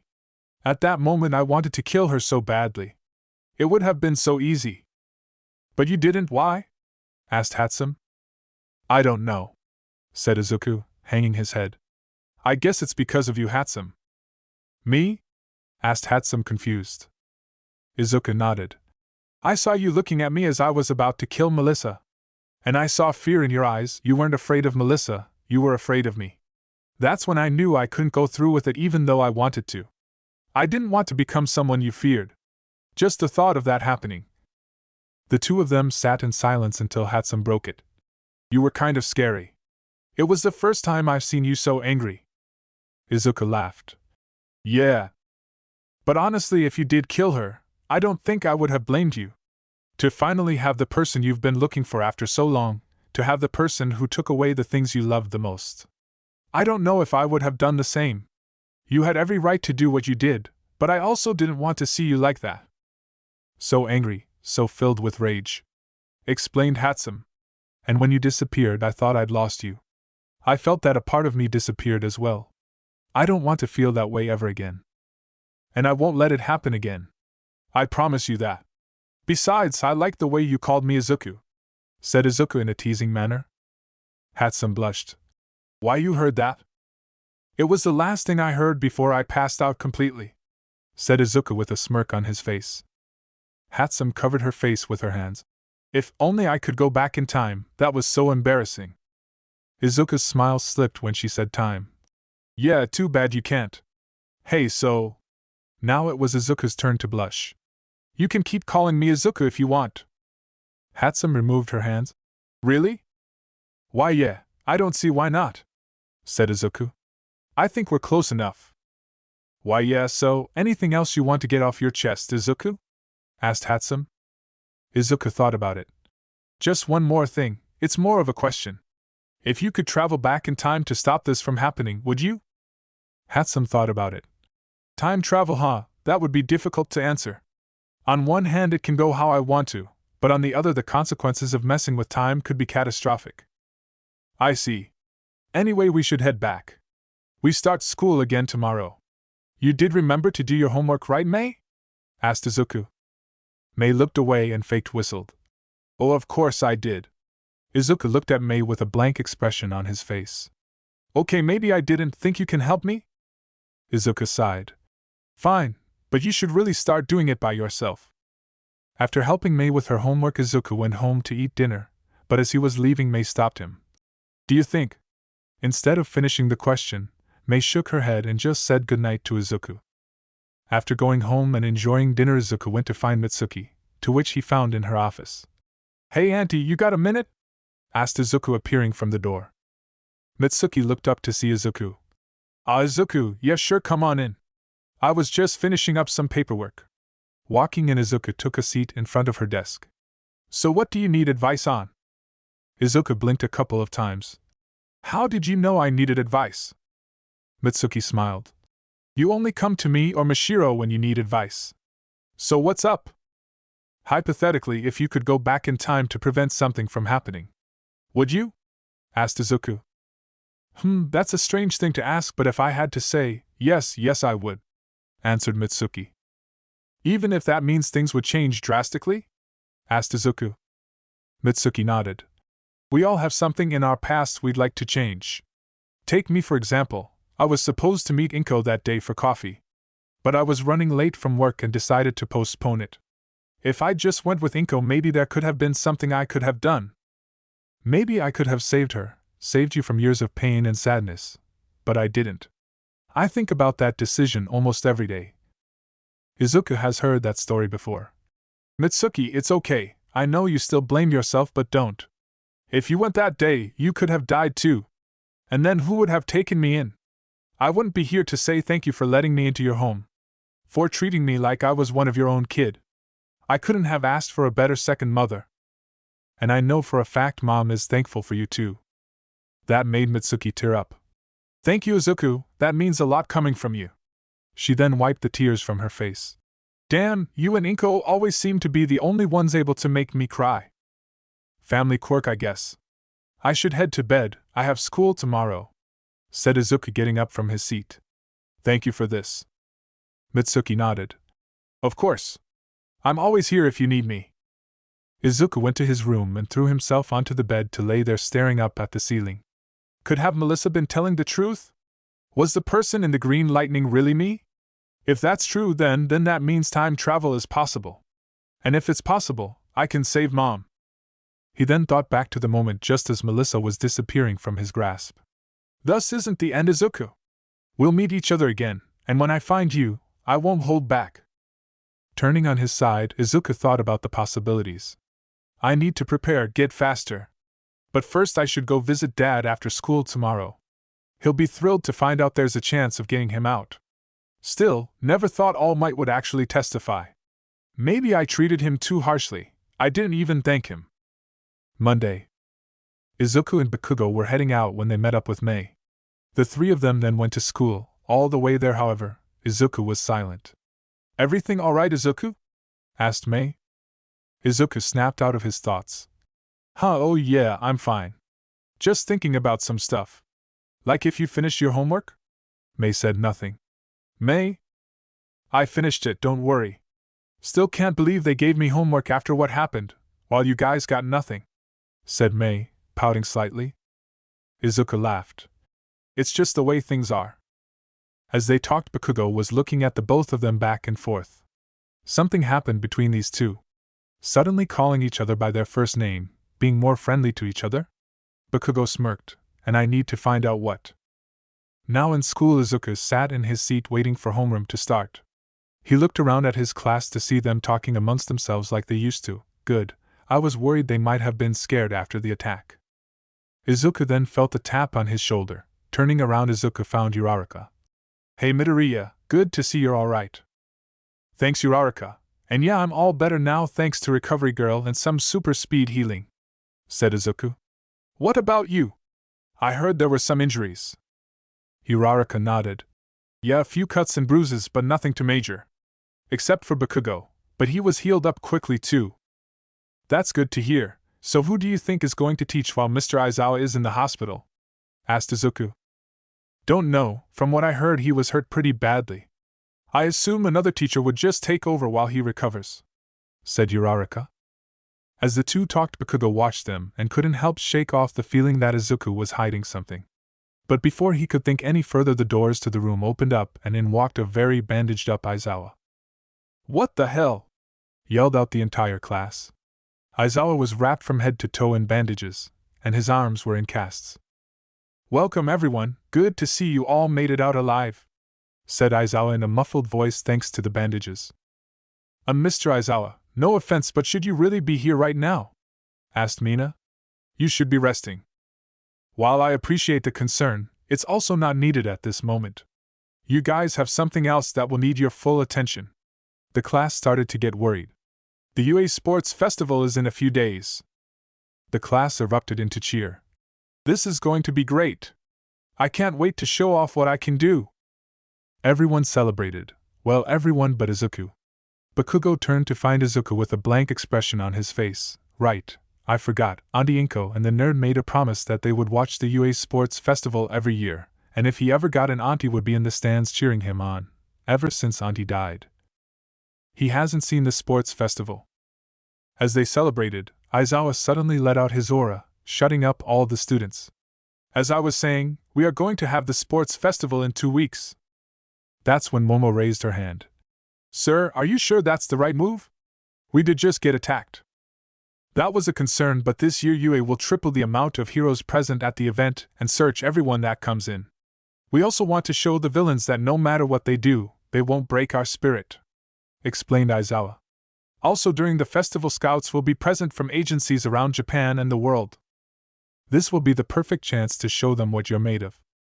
Izuku looked at his hands while Aizawa was speaking. I'll make sure to win, for you, Mom. Chapter 9 Decision. The UA Sports Festival was a major event. It ranked up there with the Olympics and the Super Bowl. Since this was a huge event, the class was given 2 weeks' time to get ready.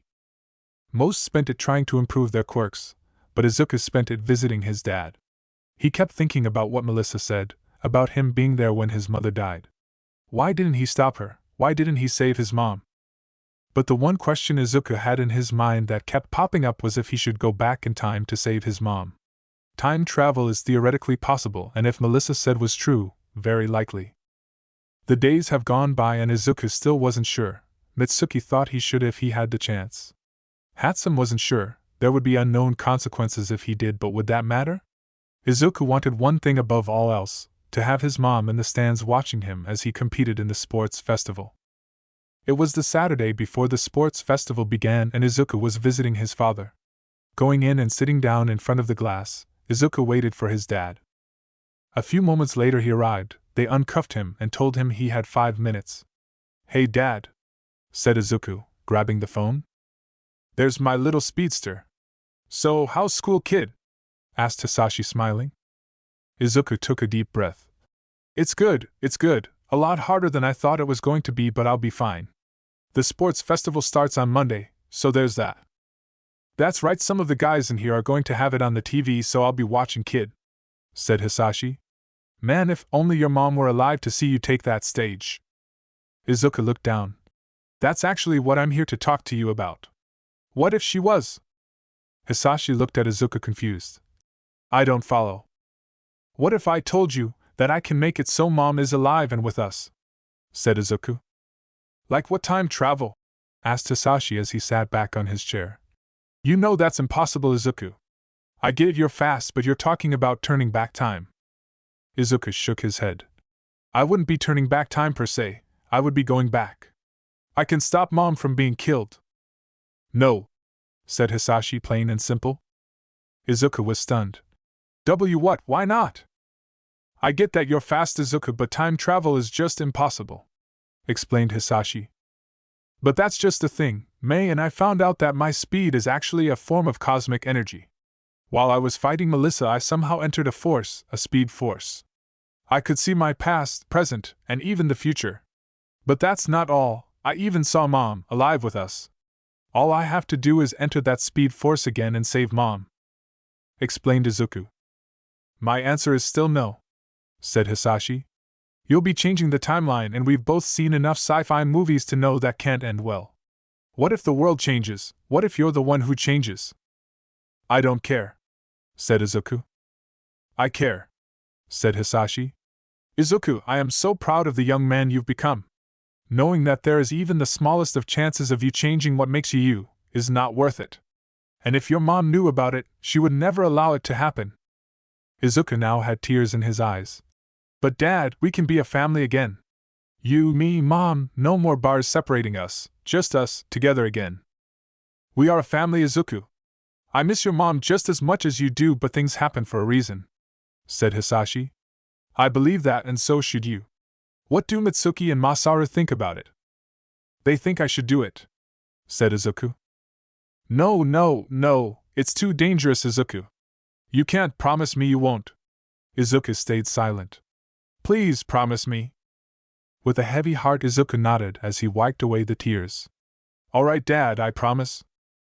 Good, now tell me, when did you start calling Hatsume by her first name? Something you want to tell me?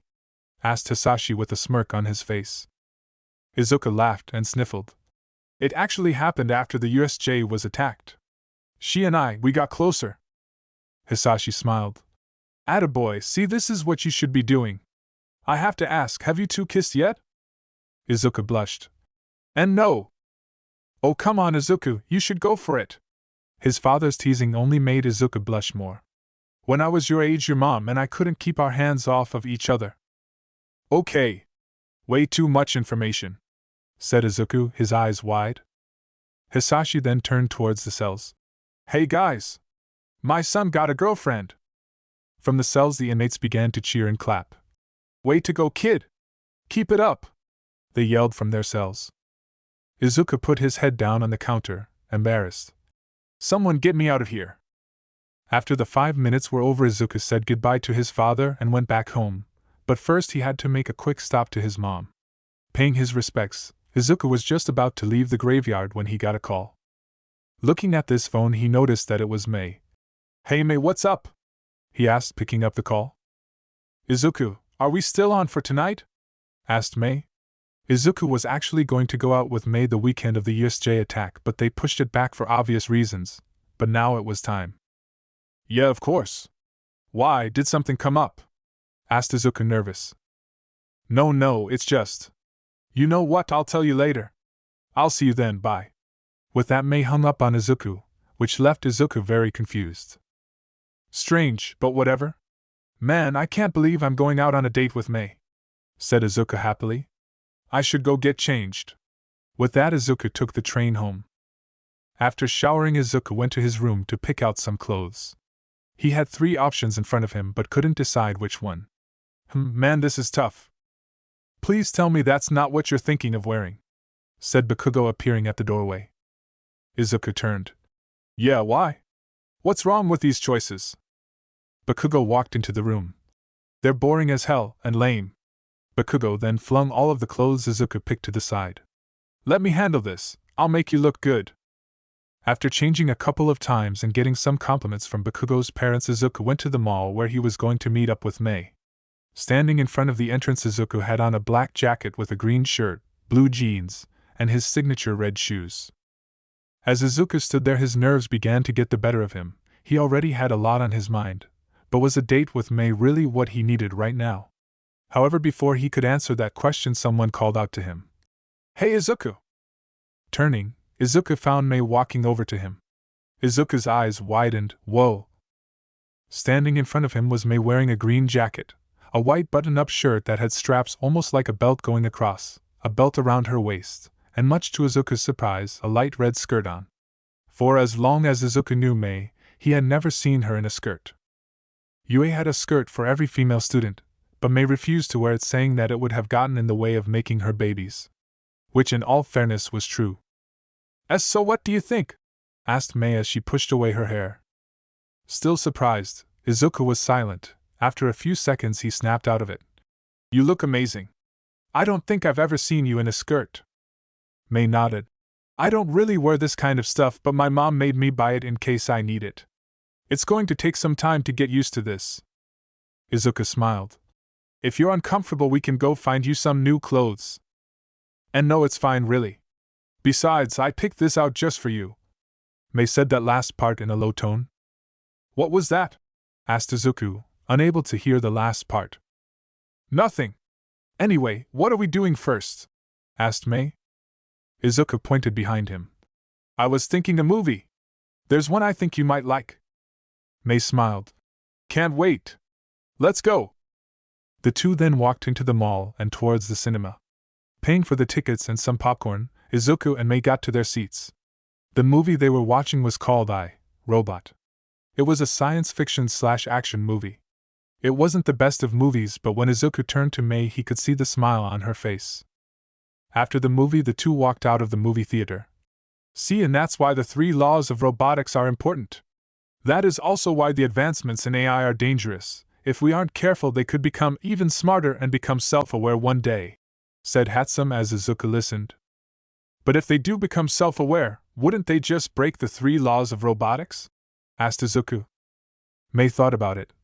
That is a good question. Let's not find out the answer to that. Agreed. So what do you want to do next, Mei?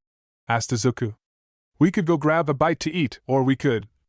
However, as Izuku was speaking, Mei grabbed his arm and began to pull him into the mall. What the? Mei, where are you taking me? Stopping in front of a hardware store, it dawned on Mei what she just did. Sorry about that. I saw some gear that I wanted to check out. Izuku smiled. Well, this looks like a good place to start. I do see some components that we can use for the sensors on my suit. Let's go in. Nodding, Mei and Izuku went inside and began to look around. They then began to talk to the store owner, who was very knowledgeable about everything about if this component was compatible with this one, or if one part was better than the other. After over an hour inside the store, the two walked out with a few bags of stuff. Maybe we went a bit overboard, said Izuku. Mei sat down on a bench to rest. Maybe just a little. But that's when it hit Mei. Oh, sorry about this. I know you wanted to hang out with me, but it seems like I just dragged you along. Hey, don't worry about it. It wasn't what I had in mind, but I enjoyed myself nonetheless. Besides, seeing you smile and having fun is what matters, said Izuku, which caused a small blush to form on Mei's face. Speaking of smiles, Izuku, there's something bothering you, isn't there? Asked Mei in a firm voice. Izuku's eyes widened for a second. What? Of course not. Why would you say that? Because ever since the USJ incident, you've been different somehow. You seem to get lost in thought a lot more than you used to. Izuku stayed silent. You're thinking about what Melissa said, aren't you? Izuku sighed. Yes. Izuku, you can't take what she said seriously. Melissa was crazy, she wanted to get inside your head, explained Mei. I know that, it's just, what if she was telling the truth? What if I was actually there the day Mom died? What if there's a chance to save Mom? Mei was about to say something when Izuku cut her off. I know, it sounds crazy, but if you saw what I saw, you'd say differently. I don't know how, but I think I can do it. I can save my mom from dying. I won, I beat Melissa, but why does it feel like I lost? Mei then reached out and grabbed Izuku's hand. Izuku, it's because you lost so much. I can't even pretend how it must have felt like for you. But I do know that you are the bravest person I know. Despite everything you've lost, you still chose to keep moving forward. I guess that's one of the reasons why I like you. Izuku looked up at Mei. You do? Mei nodded. Yeah, I do. I know that people think I'm all about making babies and building stuff. I may not show it all the time, but I am still a girl. But there's also something else I like, and that's spending time with you. Mei, I like you too. And yeah, you can be a handful sometimes to deal with. Izuku saw Mei pouting. But you are also the smartest person I know. You didn't even care when you found out about my dad. Izuku then sighed. But I'm just too distracted right now. I can't give you an answer. Mei smiled. I know and I understand. So whenever you're ready, we'll finish talking about this. How does that sound? That sounds great, Mei, and sorry, said Izuku. Don't be. I know I'm not. Let's go eat, I'm getting hungry, said Mei, getting up from the bench. Izuku followed, but before he took a step, he called out to Mei. The sports festival. Mei turned. If I win, we'll finish talking. I hope you win then. The two of them then went to grab a bite to eat. After eating, Izuku walked Mei to the train station and then to her house. Tonight's been fun, Izuku. I enjoyed it. I enjoyed it too. Sorry if I killed the mood earlier, said Izuku, rubbing the back of his head. Mei shook her head.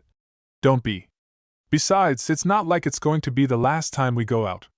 Unless you don't want to. I do. Just wait, it'll be better than today, said Izuku. Can't wait. After a few moments of awkward silence, Mei took a deep breath. I should head inside. We have a big day tomorrow. Yeah, the sports festival. Everyone will be watching. Well, I'll see you tomorrow, Mei. Try to get some rest, pleaded Izuku. Mei shrugged. I'll try, but no promises. That's as good as it's going to get, so I'll take it. Well, good night, Mei. Izuku was about to turn to leave, but before he could, Mei leaned in and planted a kiss on his cheek. Good night, she said as her long pink dreadlocks covered her face. Without saying another word, Mei ran inside her house, leaving Izuku stunned. After taking a few moments to compose himself, Izuku slowly began to walk away from her house. Once he was out of sight, Izuku took off with green lightning trailing behind him. Within 3 seconds, Izuku stopped inside the hut. He didn't want to risk the chance of Mei seeing him blush. The next day, UA. Today was UA's sports festival, and people were already packed inside the arena. People from all over Japan came to see this event, and even more watched at home. Class 1A were currently sitting in a waiting room donning their gym uniforms. Man, I wish we could have used our hero costumes, said Mina. Same, but I get why they had us change. Not every class has costumes, so we would be at an advantage, said Kirishima. The class were all talking amongst each other, but Izuku sat on a bench by himself. Hey nerd! How'd it go with the inventor last night? Asked Bakugo, throwing his arm around Izuku's shoulder. It was great, actually, answered Izuku. Bakugo blinked a couple of times. That's it. Come on, give me details. Did you two kiss at least? Izuku blushed slightly. Bakugo smirked. Oh? I'll take that as a yes. So, how was it? It was only a kiss on the cheek. It wasn't anything serious, said Izuku, trying to push Bakugo away. Yeah, but it was still something, said Bakugo as he gave Izuku a noogie. But that's when someone stopped behind them. Midoriya. They both turned around to find Todoroki standing there, which was rare. Their dual-colored classmate never talked to anyone. Todoroki, what's up? When it comes to raw strength, I'm clearly stronger. You may have speed, but that's all you have. That's why I'm going to beat you today, said Todoroki, staring down Izuku. Bakugo stood up. What the hell is this about half and half? Are you trying to start something? That's when Izuku stood up and grabbed Bakugo by the shoulder. Easy, Kaken. Izuku then turned to Todoroki. I don't know where this came from, but if you think I'm all about speed, then you're dead wrong. I'm guessing you have something to prove, but guess what? I really don't care. I have my own reasons to win, and you can sure as hell be sure I will. The class fell into silence. The two then stared each other down, almost daring the other to say something else, but before either of them could, Bakugo got in between them. Alright, you two, that's enough. Save it for when we are on the field. Todoroki turned away and left Izuku alone. Bakugo sighed. What the hell was that about, nerd? Izuku sat down. Nothing. Bullshit, you look like you were about to fight half and half over there. Explain, demanded Bakugo. But Izuku stayed silent. Something else happened while you were out with the inventor. What happened? Izuku then stood up. It doesn't matter, now leave me alone. Bakugo was about to say something when the speaker suddenly went on. Will all first-year classes please make your way towards the arena? The class then all began to walk towards the arena. Soon they found themselves waiting in the tunnel of the arena. They were then flagged to walk onto the field. And there they are! The world-famous Class 1A! Yelled Present Mike from the announcer's booth. As Izuku stepped out of the tunnel, he and the rest of the class were met by the sound of roaring applause and cheers that was nearly deafening. Izuku looked around at the thousands of people in the stands. Wow, there's so many people here. I wish Mom could have been here to see this. Prison. In prison, Hisashi sat in the rec area in front of a TV watching the students walk onto the field. Hey Firebreath, you got a son there, right? Asked an inmate. Hisashi nodded. Yeah, the one with the green messy hair is mine. Oh look, there he is. Pointing at the screen, Hisashi smiled seeing his son. Go get him, kid. Yue. After all the classes had been introduced, they then found themselves in front of a small stage. Izuku looked over to the support course and found Mei. He waved and she waved back. Now let's get Yue's sports festival going. And who else to be your referee on the ground than the one and only Midnight?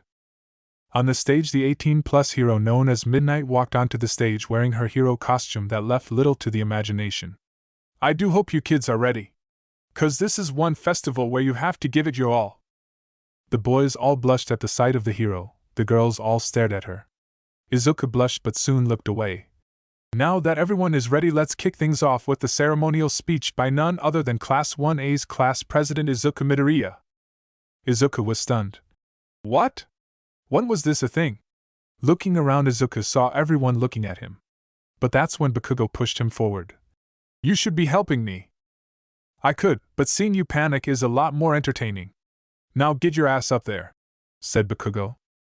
With no other option, Izuku walked onto the stage, and now stood in front of everyone in the stadium. Taking a deep breath, Izuku readied himself. Time, it's a valuable thing. But it can very easily fly by us if we aren't careful. No one is immortal, heroes come and go, but the memory of them lives on. It's what we do with the time we have that gives our lives meaning. So that's why I want everyone, every student, civilian, hero, and anyone else hearing this to know that it's not too late.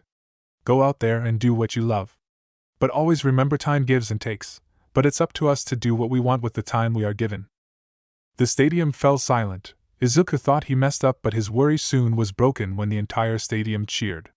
Seeing that the people liked it, Izuku stepped off the stage. As he went back to his class, he looked over at Mei, who had a worried look on her face. Thank you for that, Midoriya. Now let's find out what event you students will be competing in first, shall we? Midnight cracked her whip and pointed up towards the Jumbotron. Appearing on the screen was a wheel with all of the different events. Soon it spun rapidly before stopping suddenly on an event. Looks like the first up is the obstacle race. Izuku smiled. Oh, this should be easy. Class 1A all simultaneously sighed. They all knew there was no beating Izuku in a race. However, one boy in Class 1B that had blue hair and glasses looked at Izuku. However, this won't be an ordinary obstacle race. We had added a few surprises, so watch out for them. You are allowed to use your quirks, so go crazy. But keep in mind, only the first 42 students who cross the finish line move on, said Midnight. Now go to the starting line and get ready. The classes all walked over to a tunnel where they were all pushed up against each other. Izuku was in the middle of the pack, while Todoroki was in the front. Izuku yawned as he waited for the signal to go out. All right. If everyone is ready, then let's get this show on the road, yelled President Mike as a loud buzzer sound was heard. The entire first-year class took off but was soon stopped when a wall of ice blocked their path. It was Todoroki. Using his quirk, he managed to temporarily slow everyone down. As he ran forward, however, robots, like the ones in the entrance exam, appeared, including the massive zero-pointers. But Todoroki wasn't worried. Throwing his arm up, he froze over the entire wave of robots in front of him. Running past them, he looked back to see them falling. However, at that same time, the other students had already broken free of his ice and were running him down. And look at them go! Todoroki has a firm lead as of this moment, but will that last? Announced Mike. Hey Mike, I think you're forgetting someone, said Aizawa. Huh? Who? Asked Mike as the camera panned towards the starting line. What the hell? Is he doing it again? Aizawa nodded. Yeah, he is. This is why I hate speed-type quirk users. They always think they could slack off. Down on the field, Izuku was laying down on the ground, just waiting. Maybe I should get some snacks while I wait. Getting up, Izuku dusted himself off, and in a streak of green lightning he disappeared. The crowd was surprised. The camera looked around for him but couldn't find him. Where did he go? Asked Mike. Aizawa sighed. I have no idea, but I get the feeling we'll find out soon enough. With everyone else, they were giving it their all. Once they got past the robots, the students were faced with another challenge. This one included a pitfall. A large section of the ground was hollowed out, leaving only pillars that had ropes attached to them. Todoroki used his ice to freeze the rope and glide over them, while Bakugo used his explosions to fly over. But others had to think things through. How the heck are we going to make it across? Asked Mina, as herself, Uraraka, and Tsu all stopped at the edge of the fall. Ha ha! That's where you have to think outside the box, said Mei, appearing beside them. This will be the perfect chance to show off what my babies can do. Mei has a strange metal backpack attached to her back and special boots. Jumping from the ledge, Mei activated her baby, which shot out a spike and attached to a pillar. Using the momentum, Mei swung herself from pillar to pillar. Is that even allowed? Asked Uraraka. Maybe? Midnight would have said something by now, right? questioned Mina. That's when Sue jumped onto the rope. Come on, we can't fall behind. The others quickly rallied themselves and began to cross the second obstacle. Elsewhere, Izuku patiently waited at a table with a receipt in his hands. Back with the others, they were now on the third and final challenge. And it looks like Todoroki is still in the lead and is just a few hundred meters away from winning. But first he has to get by the minefield. In front of him, Todoroki saw that the ground had weird circles. Those must be the mines. I'll need to be careful. With Izuku. Order for Izuku! A man wearing a white and red uniform called out. Standing up, Izuku walked over to the counter.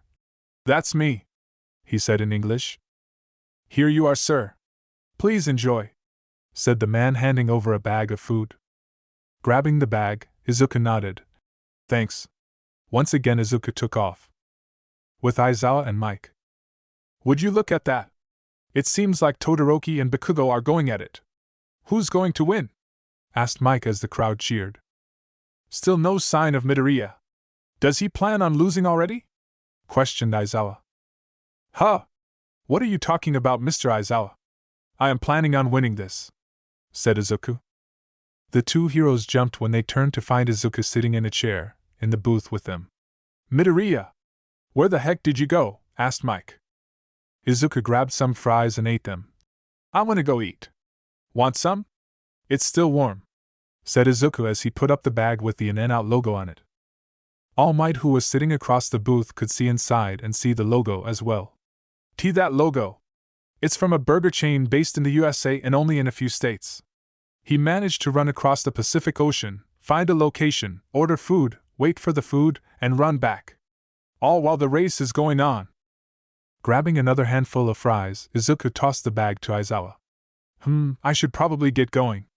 They're about to cross the finish line. With a loud boom, Izuku was gone in a flash. Did he really just do that? Asked Mike, still surprised as to what happened. Aizawa grumbled as he turned back to the Jumbotron. I hate speedsters. Back in the obstacle race, Bakugo and Todoroki were neck and neck and the finish line was just a few feet away.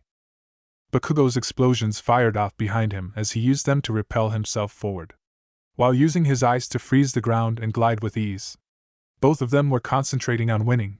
Both now were inches from the line when out of nowhere a green blur ran past them. Oh my goodness!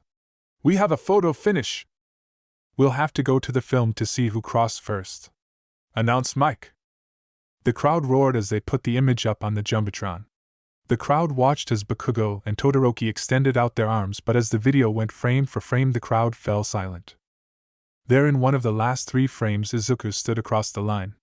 However, on the second he seemed as if he jumped back. But it was the third that surprised them. The third and final frame had Izuku smiling at the camera with a burger in his hand as Bakugo and Todoroki stretched out their arms. Everyone turned to Izuku, who was standing at the finish line finishing up his burger. And the winner is Izuku Midoriya, announced Mike. The crowd once again exploded in cheer. Izuku dusted the crumbs off and gave the peace sign to the crowd. I told you I would win. However, as Izuku celebrated his victory, he suddenly felt a cold chill run down his spine. Oh! Turning around, Izuku found a very pissed off Bakugo. You damn nerd! I thought I told you multiple times now, don't mess with us, said Bakugo angrily. Izuku swallowed hard when he suddenly ran. Get back here, you coward! Yelled Bakugo, chasing after him. The other students all then began to finish the race as midnight announced the first 42 students who made it. Izuku noticed that everyone in Class 1A had made it, and to his surprise so did Mei. Still can't believe how fast you are, Midoriya, said Uraraka, walking towards him as he ducked Bakugo's grabs. Izuku smiled. I surprise myself sometimes. While your speed is impressive, it's not the only thing that wins matches. Izuku and Uraraka turned to find a boy with blue hair and glasses standing in front of them. You also need brains. Oh? And who are you? Asked Izuku. Tenya Ida, Class 1B Vice President, said Ida. I see, but while you are right, speed isn't everything. It also helps to be the fastest in the school, explained Izuku. Ida adjusted his glasses. While that remains to be seen. Don't forget we all have our weaknesses. Ida then walked past Izuku. For example, a father who's a murderer. Izuku's eyes widened. Turning, he found Ida walking away from him. Why, you little... Izuku was about to confront Ida but stopped when he noticed his anger getting the better of him. Midoriya, what did he mean by that? Asked Uraraka, who heard everything. It was nothing. Let's go back with the others. Seems like Midnight is about to announce the next event. Izuku then turned to leave, and left Uraraka wondering what Ida meant by that. Now back with the others, Bakugo tapped Izuku's shoulder. Hey nerd, look, the old hag is up there. Motioning toward the stands, Izuku managed to find Mitsuki and Masaru. But he then noticed something strange, an empty seat in between them. It took a second, but Izuku finally realized what they did. They bought an extra ticket so that Inko could sit with them. She couldn't be there physically, but at the very least Izuku could picture her there cheering him on. Smiling, Izuku turned to Midnight, who was in the middle of announcing the next event. Something happened while Izuku wasn't paying attention, but he didn't care. And now that's cleared up, we can move on to the rules for the cavalry battle. The remaining students will group up in teams of a minimum of 2 and a max of 4. One person will be the rider, while the rest will carry said person. But the person on top will have a headband with a set amount of points. Points will be based on the position you got during the obstacle race, so the higher place you scored, the more your points will be worth. Izuku hummed. I see, so I should be worth more. But just how much more? Midnight then gave an evil smile. Take first place, for example. His points worth will be a whopping 10 million points. Izuku's face went blank. What? He then felt a cold shiver run down his spine. Looking around, he noticed everyone watching him. Oh no. You have 5 minutes to get into teams, good luck. With that, Midnight walked off the stage, leaving the students to find teams. Izuku quickly went to find teammates, but everyone in his class politely declined to be on his team. Even Bakugo said that he wanted to be his own team because he didn't want to win that way. Feeling a bit dejected, Izuku began to panic. Hey, need some teammates? Someone asked. Looking up, Izuku found Mei and Uraraka standing in front of him. You guys, are you sure? I'll be a huge target. Uraraka smiled. Of course. Besides, with your speed no one will be able to touch us, said Mei. That's true, so I guess it's just a game of tag then, said Izuku. Alright, let's do this. The cavalry battle rules were easy to understand. The game would go on for 10 minutes. Each rider will have the total amount of points around their head. And if it just so happened to be taken, you could still take them back. In the end, however, Izuku was just too fast. They tried, they really did, but even when everyone working against them, his speed proved to be too much. By the end of it, Izuku and his team were the only team still standing. Literally, everyone else had tired themselves down. And once again, Team Midoriya has won, announced Mike. Izuku sighed when the final buzzer was heard. That was easier than I thought, said Izuku as Mei, who was the rider, hopped off. I didn't even show off my babies, said Mei, slightly pouting. About that, I thought we couldn't bring any gear, said Uraraka. Taking off her jetpack, Mei began to work on it. Normally no, but I got permission before the festival started. I was hoping to use them so the scouts and companies could see them, but someone had to move too fast. Izuku rubbed the back of his head. Sorry, but everyone was just too slow. At least you made it to the final round. Uraraka nodded. Yeah. Now that we're in the final, everyone is going to look at you.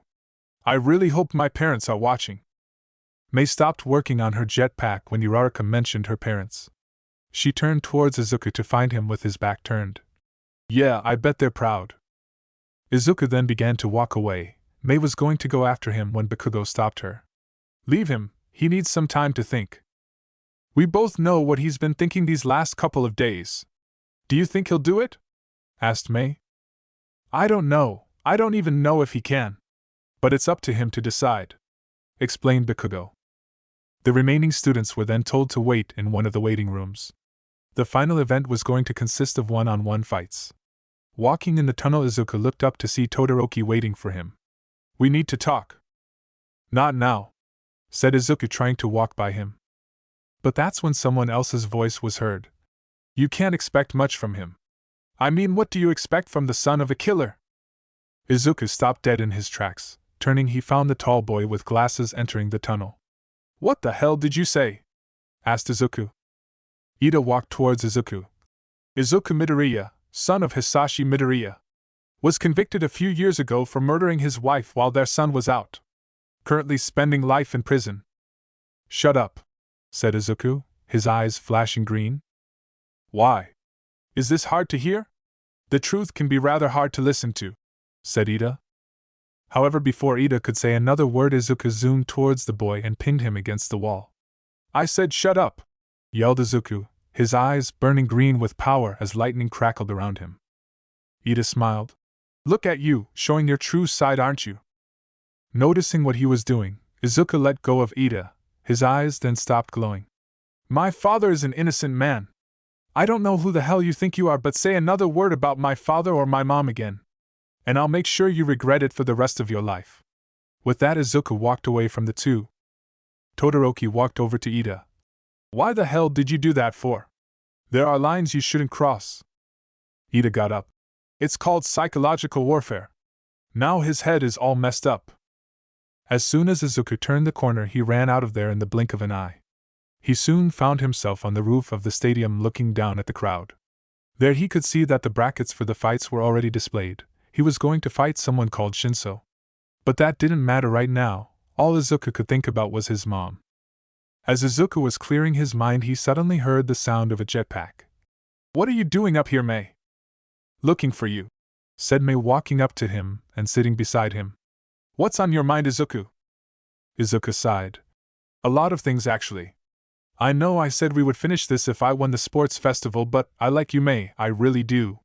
But these last couple of days I can't stop thinking about what Melissa told me, about Mom. You know, I didn't even get the chance to say I loved her before she died. But she had to have known, right? She had to know I loved her. Mei suddenly reached out and hugged Izuku. Of course she knew, Izuku. After some time, Izuku broke the hug.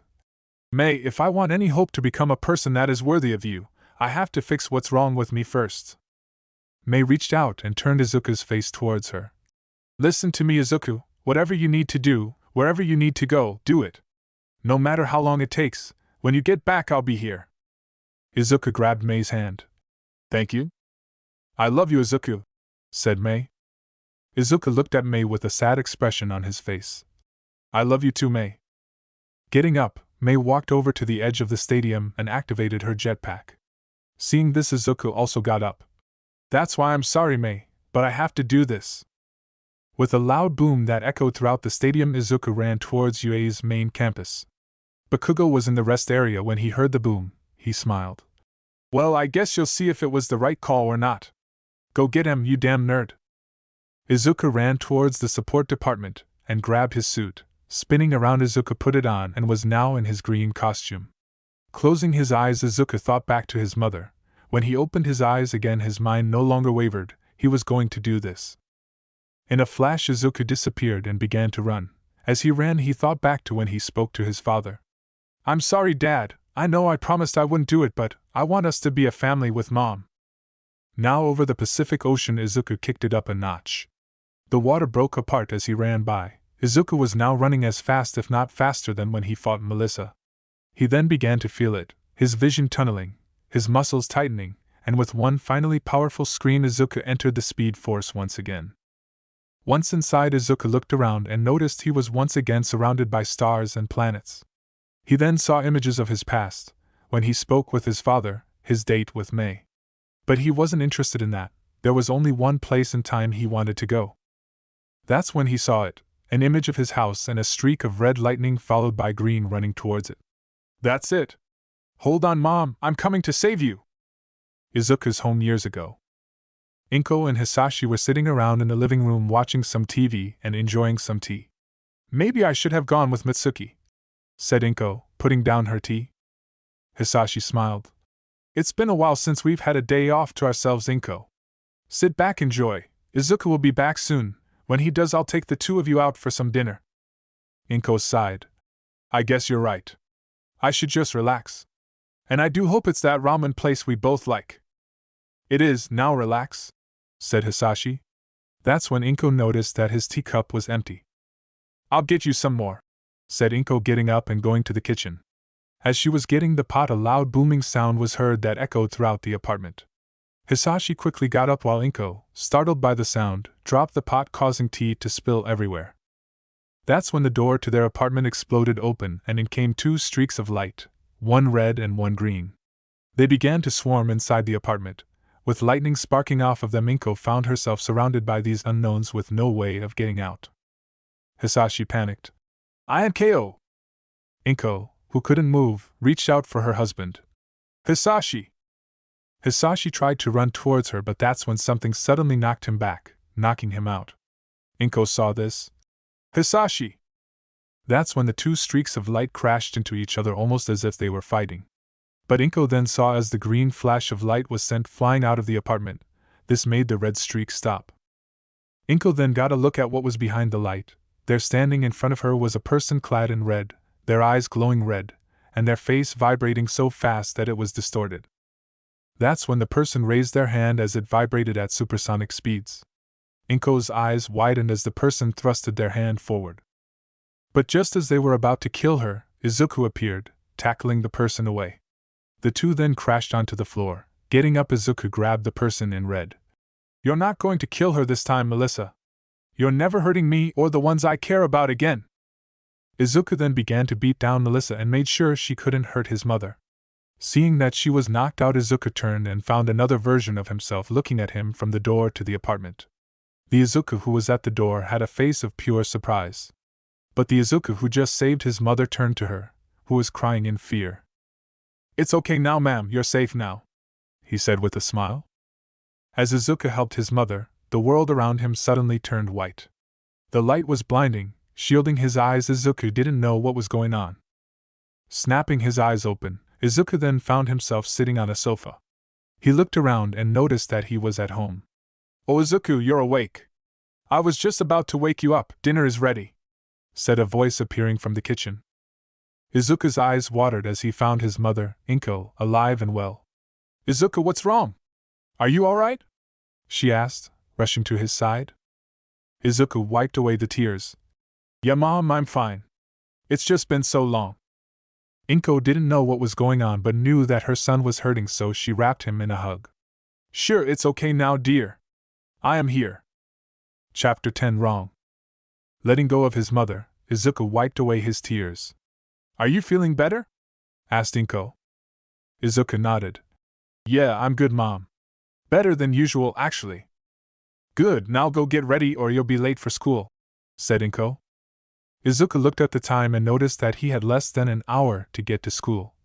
Oh, right. I'd better hurry up or I'll be late. Aizawa is going to get pissed if I'm late. Quickly showering and changing, Izuku grabbed his uniform, but he was so much in a rush that he didn't notice that it was different. Going to the station, he got on the train and got off on the stop he usually does for UA. But as he walked down the street, he noticed something. Normally, once you got off the train, you could see UA's main building, but Izuku couldn't. UA's gated walls would normally be a sight to behold, but what Izuku found was the remains of a broken-down school.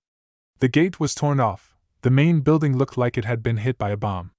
Walls were gone, windows shattered, and the paths once filled with students were empty. What happened here? UA, it's gone. As Izuku was standing there in disbelief, he suddenly got a phone call. Reaching into his pocket, he answered the call.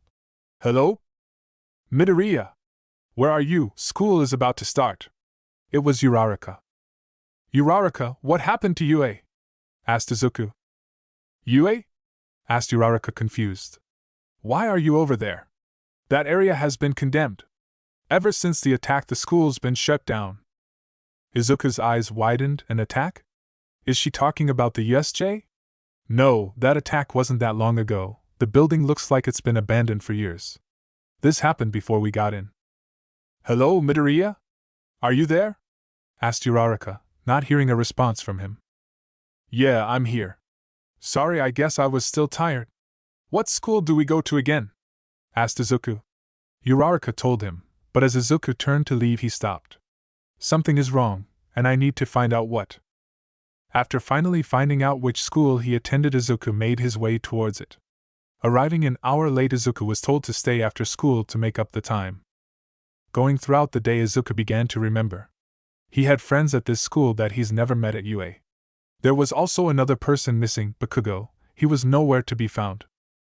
It was now after school and Uraraka tried to get Izuku to hang out with her, but he refused and said he had to go help his mom. In reality, however, he was going to go to the hut. Making it down to the beach, Izuku smiled seeing that his and Mei's little warehouse was still there. Going inside, he noticed everything was the same, from the stacks of papers to the pile of scrap. "Hey Mei, you in here?" asked Izuku. Appearing from behind a pile of scrap, Mei waved. "Yeah, I'm here." "Wait, did you just call me by my first name?" Izuku realized his mistake. Right, things are different here. Me and Mei aren't as close as before. I need to play along. "Sorry about that, I wanted to see if I'd get a reaction from you," said Izuku, trying to play it off. Mei got closer to Izuku and began to inspect him. Something's different about you. I just can't tell what." "What are you talking about, Hatsume? It's me," said Izuku. Still not convinced, Mei stepped back. "Alright, I'll ask you a few questions. First, when's my birthday?" "April 18th, answered Izuku. "Correct. Why did we build the hut?" asked Mei. "We built it because we thought we could use the scrap metal to build stuff," answered Izuku. "Which we have." "Alright, this one is more personal. Where did we celebrate my 5th birthday party?" asked Mei. Izuku was about to answer when he stopped. "I don't know that. I met Mei when we were in middle school." But just as Izuku was about to make something up, his head suddenly began to hurt. Grabbing his head, it felt as if small needles were stabbing into his head. "What the hell? My head hurts." That's when images began to play inside his mind, more specifically, new memories of a time he didn't know about. He remembered that they went to an amusement park for Mei's 5th birthday. He also remembered her forcing him to get on the rides. "Midoriya, you alright?" asked Mei. Feeling the pain subside, Izuku nodded. "Why yeah, I'm fine. Migraine, that's all, and to answer your question, we went to an amusement park. You also forced me on the big rides even though I was scared." Mei laughed. "Yeah, I do remember that. But you liked it anyway. So, what brings you here? I thought you'd be out with Uraraka." "We were going to hang out, but I'd rather spend it here with you," said Izuku. "Oh? What's brought this all of a sudden? You usually spend your days with Uraraka," explained Mei. Izuku shrugged. "Don't know, so what are you working on?" Mei smiled and began to explain a new piece of gear she was working on. The two worked on it for a couple of hours when they were interrupted by Izuku's phone going off. "Hello? Izuku, where are you?" asked his mother. "You were supposed to be home an hour ago." Izuku's eyes widened. "Oh shoot, really? Sorry, I guess I lost track of time. I'll head over now." Hanging up the call, Izuku turned to Mei. "Guess you got to go." "Yes, sorry about this. We were almost done too," said Izuku. Mei shrugged. "Don't worry about it. There's always tomorrow. Let's just clean up and head home."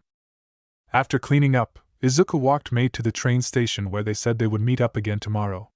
Making it home, Izuku found his mother finishing up dinner. "Good you're here, just in time." Taking a seat at the dinner table, Izuku smiled. "Everything looks great, Mom." Inko placed down the plate of food. "I made your favorite, now eat up before it gets cold." The two then began to eat, but halfway through their meal Izuku looked around and noticed that his father wasn't with them. "Hey Mom, is Dad working late or something?" Inko stopped and looked at Izuku with a confused look on her face. "Izuku, are you alright? Your father, he's been dead for a few years now." Izuku's heart stopped. What? How?" Inko looked down. "It was a freak accident. You, Bakugo, and your father were out when there was a villain attack. The heroes tried their best to take down the villain, but you were caught up in the battle." "No, that can't be," said Izuku in disbelief. "I shouldn't be surprised that you don't remember, but it was a traumatizing experience. It took 2 days to find the three of you, but in the end only you survived." Izuku dropped his fork.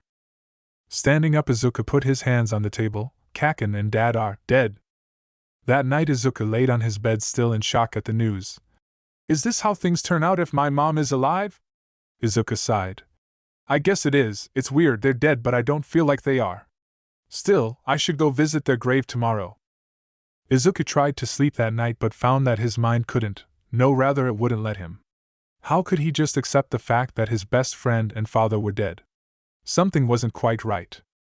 Since it was the weekend, Izuku spent most of the day looking stuff up.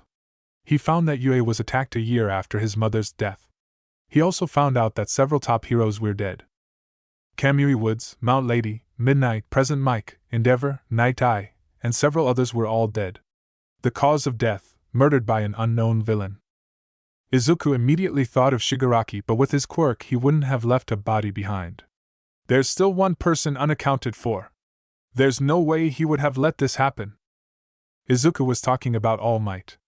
In every newsletter, every article he could find, they all said the same. All Might, symbol of peace. Missing. He was at Yue when it was attacked, but he seemed to disappear off the face of the planet. All Might's missing, Kaken and Dad dead. Could it be? Izuku shook his head. No, it wouldn't have changed this much. Still, I need to find out what happened. And I know just where to go. After spending that entire evening with his mother, they went out shopping together, ate at a fancy restaurant, and just talked. That was something Izuku yearned for more than anything in the world. As they walked home, Izuku looked happy. Why are you so happy? Asked Inko. Oh, it's been a while since we spoke and everything just feels so unreal, said Izuku. We talked just yesterday, Izuku. Inko's face then turned to worry. Are you feeling alright, Izuku? These last 2 days you've been acting weird. Izuku nodded. I'm fine, Mom, really. That's when Inko stepped aside. I know things have been hard for you these last couple of years. But I can tell when something's bothering you. Tell me. Izuku looked into his mother's eyes. It's just. But as Izuku was about to explain what was going on, every screen in the area suddenly turned to static. The people began to mutter and look around as their screens suddenly came back online and showed the image of a man with a disfigured face appearing on every screen. His face was disfigured and was wearing a suit. Greetings, all of Japan. My name is All for One, and I'm here to deliver a message to your leader. This country no longer belongs to you, it belongs to me now. The attack at the so-called heroes' school was my doing. I was the one who was responsible for all of those heroes' deaths. Everyone watching let out an audible gasp. That's horrible, said Inko, scared. Izuku clenched his fist. Now many of you may be asking yourself, why has this person only revealed himself now? Simple, I was healing. The heroes put up a good fight, but they were no match for me. Only one man was strong enough to stop me, All Might. He was the only one able to hurt me, and as you can see, he did. But as we fought, I managed to outsmart him. All these years you've all thought he was dead, but you couldn't be more wrong. May I present to you All Might, also known as Tashinori Yagi. Reaching out of UAFO grabbed something and began to move his arm. The camera moved back to get the whole picture, and that's when everyone saw it. A man with weird yellow hair, a face so skinny you could see bones, and with blood dripping down several cuts appeared. This is the one you named the symbol of peace. Look at him, so pathetic, so weak. Even a child can beat him now. Your once beam of hope finally shined its last beam. For I have taken what makes him so powerful, said AFO with a big smile. I have taken his quirk. Izuku's eyes widened. That's impossible. Some of you may be doubting me, but rest assured it is the truth. I believe a demonstration is in order. The camera panned out, showing a wall behind AFO. Turning around, he lifted his arm up and pointed his closed fist towards the wall. As he did, his entire arm began to glow red with energy. What was it that All Might said? Alright, smash. Not even throwing a punch, AFO managed to destroy the wall in front of him. Followed by the entire building he was in, then followed by the buildings in front of him. All of Japan watched as an entire city was wiped off the face of the earth in a matter of seconds. The once proudly standing city was turned into nothing but a barren wasteland. As Izuku and his mother watched this, a powerful gust of wind was felt. It almost knocked them down as a result. Izuku held his mother and made sure she wasn't hurt. That wind pressure, we can feel it from here. Turning back around, with All Might still in his grasp, AFO smiled. Taking me seriously now? I now have the power to destroy the entire island of Japan. But what will be the point of ruling over a country if it's gone? So here's my ultimatum, surrender and live under my control. Or you can fight, just know that I will kill anyone who dares oppose me. You have 2 weeks to decide. If I don't get an answer by then, this will happen to every city in Japan. For your own sake, I hope you decide quickly. Every screen once again turned back to normal and the face of AFO disappeared. Everyone who watched it was stunned to silence. Just that fact that All Might was alive after all these years was a shock. But to see him in that state shattered any and all hope they had. After their initial shock was over, Izuku and his mother quickly went home, where Inko immediately made plans to leave the city. Since Izuku and Uraraka were together, their parents talked often, and Inko knew that Uraraka's parents were from the countryside. Talking it over for a bit, they made plans to go and take refuge there. School had also been cancelled until future notice, as all of Japan fell into fear. Izuku tried to get out of the house, but his mother would always catch him, until one night he remembered. It had now been 4 days since the ultimatum from AFO went out, and Izuku was in his room looking at the window. I still can't believe I forgot it. I've been so distracted by what's happened that I forgot I have super speed. I'll just go to UA and find out how things went so wrong. I just wish I had my hero uniform. Whatever, I moved too fast for others to see. Walking over to the window, Izuku looked outside to find that it was a 4-story drop. Lucky for him, however, he was right next to the fire escape. Landing on the railing, Izuku tried to make as little noise as he could. With a creak, Izuku stepped onto the metal railing. Making it down to the street level, Izuku stopped at an alleyway. The streets were empty, and the trains had stopped running, so that meant Izuku could cut loose and run. Stretching his legs, Izuku took a standing sprinter's stance. Grinning, he flexed his muscles and took off. As he took off, Izuku felt the wind blowing past his face, his muscles tightening up, and his breathing getting heavy. After a few moments, Izuku noticed that he wasn't running fast at all. On the contrary, he was moving slower than ever. As Izuku was processing what was going on, he suddenly tripped and stumbled, crashing into a pair of trash cans. A loud crashing sound was heard throughout the street. Man, what the heck happened?" asked Izuku as he pushed the cans away. Getting up, he threw the trash off of himself. "My speed, it's gone." Izuku had lost his speed. With super fast travel out of the picture, he had no other choice but to walk. This gave him time to think about what was going on. Did going back in time somehow cut his speed off, or did someone do it? These questions would have to be answered later. Right now, Izuku had to go to UA to find out what really happened to all of the heroes. After a 3-hour walk, it was now around 1 a.m. when Izuku got to UA. Standing in front of UA's gates, he began to reminisce about his class. Time to see if I can find something here. Stepping inside the gates, Izuku began to look all throughout the school. He checked the classes, the lunch area, the offices, and the gyms, but found nothing. Going into Class 1A, Izuku saw the entire room was a mess. He then took a seat on one of the desks and put his head on it. I didn't find a single clue. There wasn't even a single clue that could have helped me understand what happened. You want to understand? Here's something you'll understand, said a voice behind Izuku. Turning around, Izuku was met by a fist hitting him across the face. The punch sent Izuku off of his chair and crashing into several other chairs. Izuku laid on the ground groaning in pain when a cloud suddenly appeared in front of his face. What the? He tried to get the cloud off of his face, but as he tried, something wrapped around his hands. Suddenly, Izuku felt himself get lifted off the ground. The cloud around his face cleared only to reveal a wall in front of him. Smacking into the wall, Izuku spit out blood. Sliding down, Izuku hit the floor, bleeding from his face. I'm going to ask you once, kid. Who the hell are you? Asked a voice in the darkness. Flipping over, Izuku sat on the floor looking into the darkness of the room. Who are you? Instead of a verbal answer, Izuku instead got a bow staff to the face. I'm the one asking the questions here, kid. Now answer me before I lose my patience. If you're a teacher here, then you have to remember, it's me, Izuku Midoriya. I'm a student here at UA. I was in the hero course, answered Izuku. Bullshit, this school has been closed for years. And you're too young to be a student from back then. That's when Izuku heard something land. You'll have to come up with a better excuse than that. Izuku watched as a hand came out from the darkness and grabbed him by the neck. Lifting him off the ground, Izuku began to gasp for air. I am telling the truth, said Izuku, struggling. As Izuku felt the air leave his lungs, he saw something glimmering in the dark. They were goggles. There was only one person who wore goggles like that. I'm Mr. Aizawa, it's me. Eraserhead, try to remember. Hearing that name, the person let go of Izuku, Thinking that it was his old teacher, Izuku looked up as he regained his breath. "Mr. Aizawa, it's you, isn't it?" "No," said a voice through the darkness.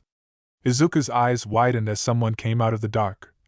"Aizawa is dead, has been for a while. I know because I watched him die." Izuku couldn't believe what he was seeing. He expected to see Aizawa, but instead he found a tall man with blue eyes, blue wavy hair, and who was wearing a blacked-out GI with a UA's symbol on the back. "Who are you?" The man stood over Izuku. "The name is Oboro Shirakumo." Izuku looked at the man with a confused look on his face.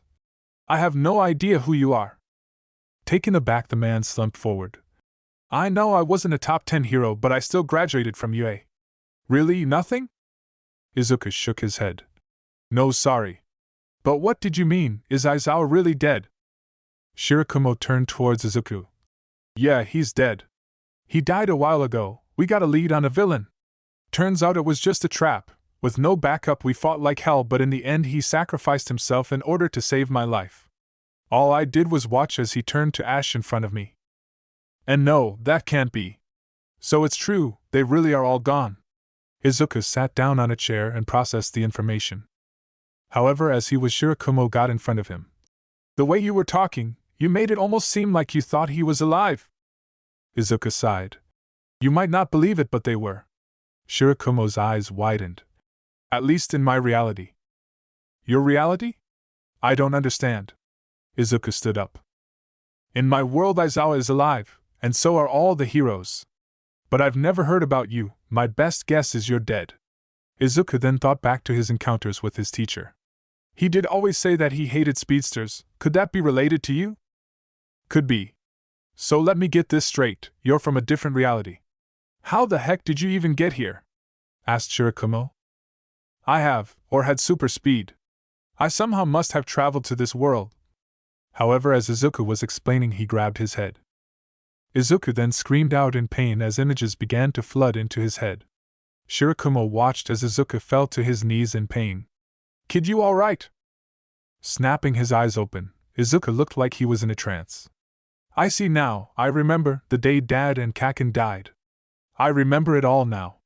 This isn't another reality, this is my reality, this is real." "Kid, you aren't making any sense," said Shirakumo. Izuku picked himself up. "Something changed, the past has changed. Whatever it was, it affected the time stream.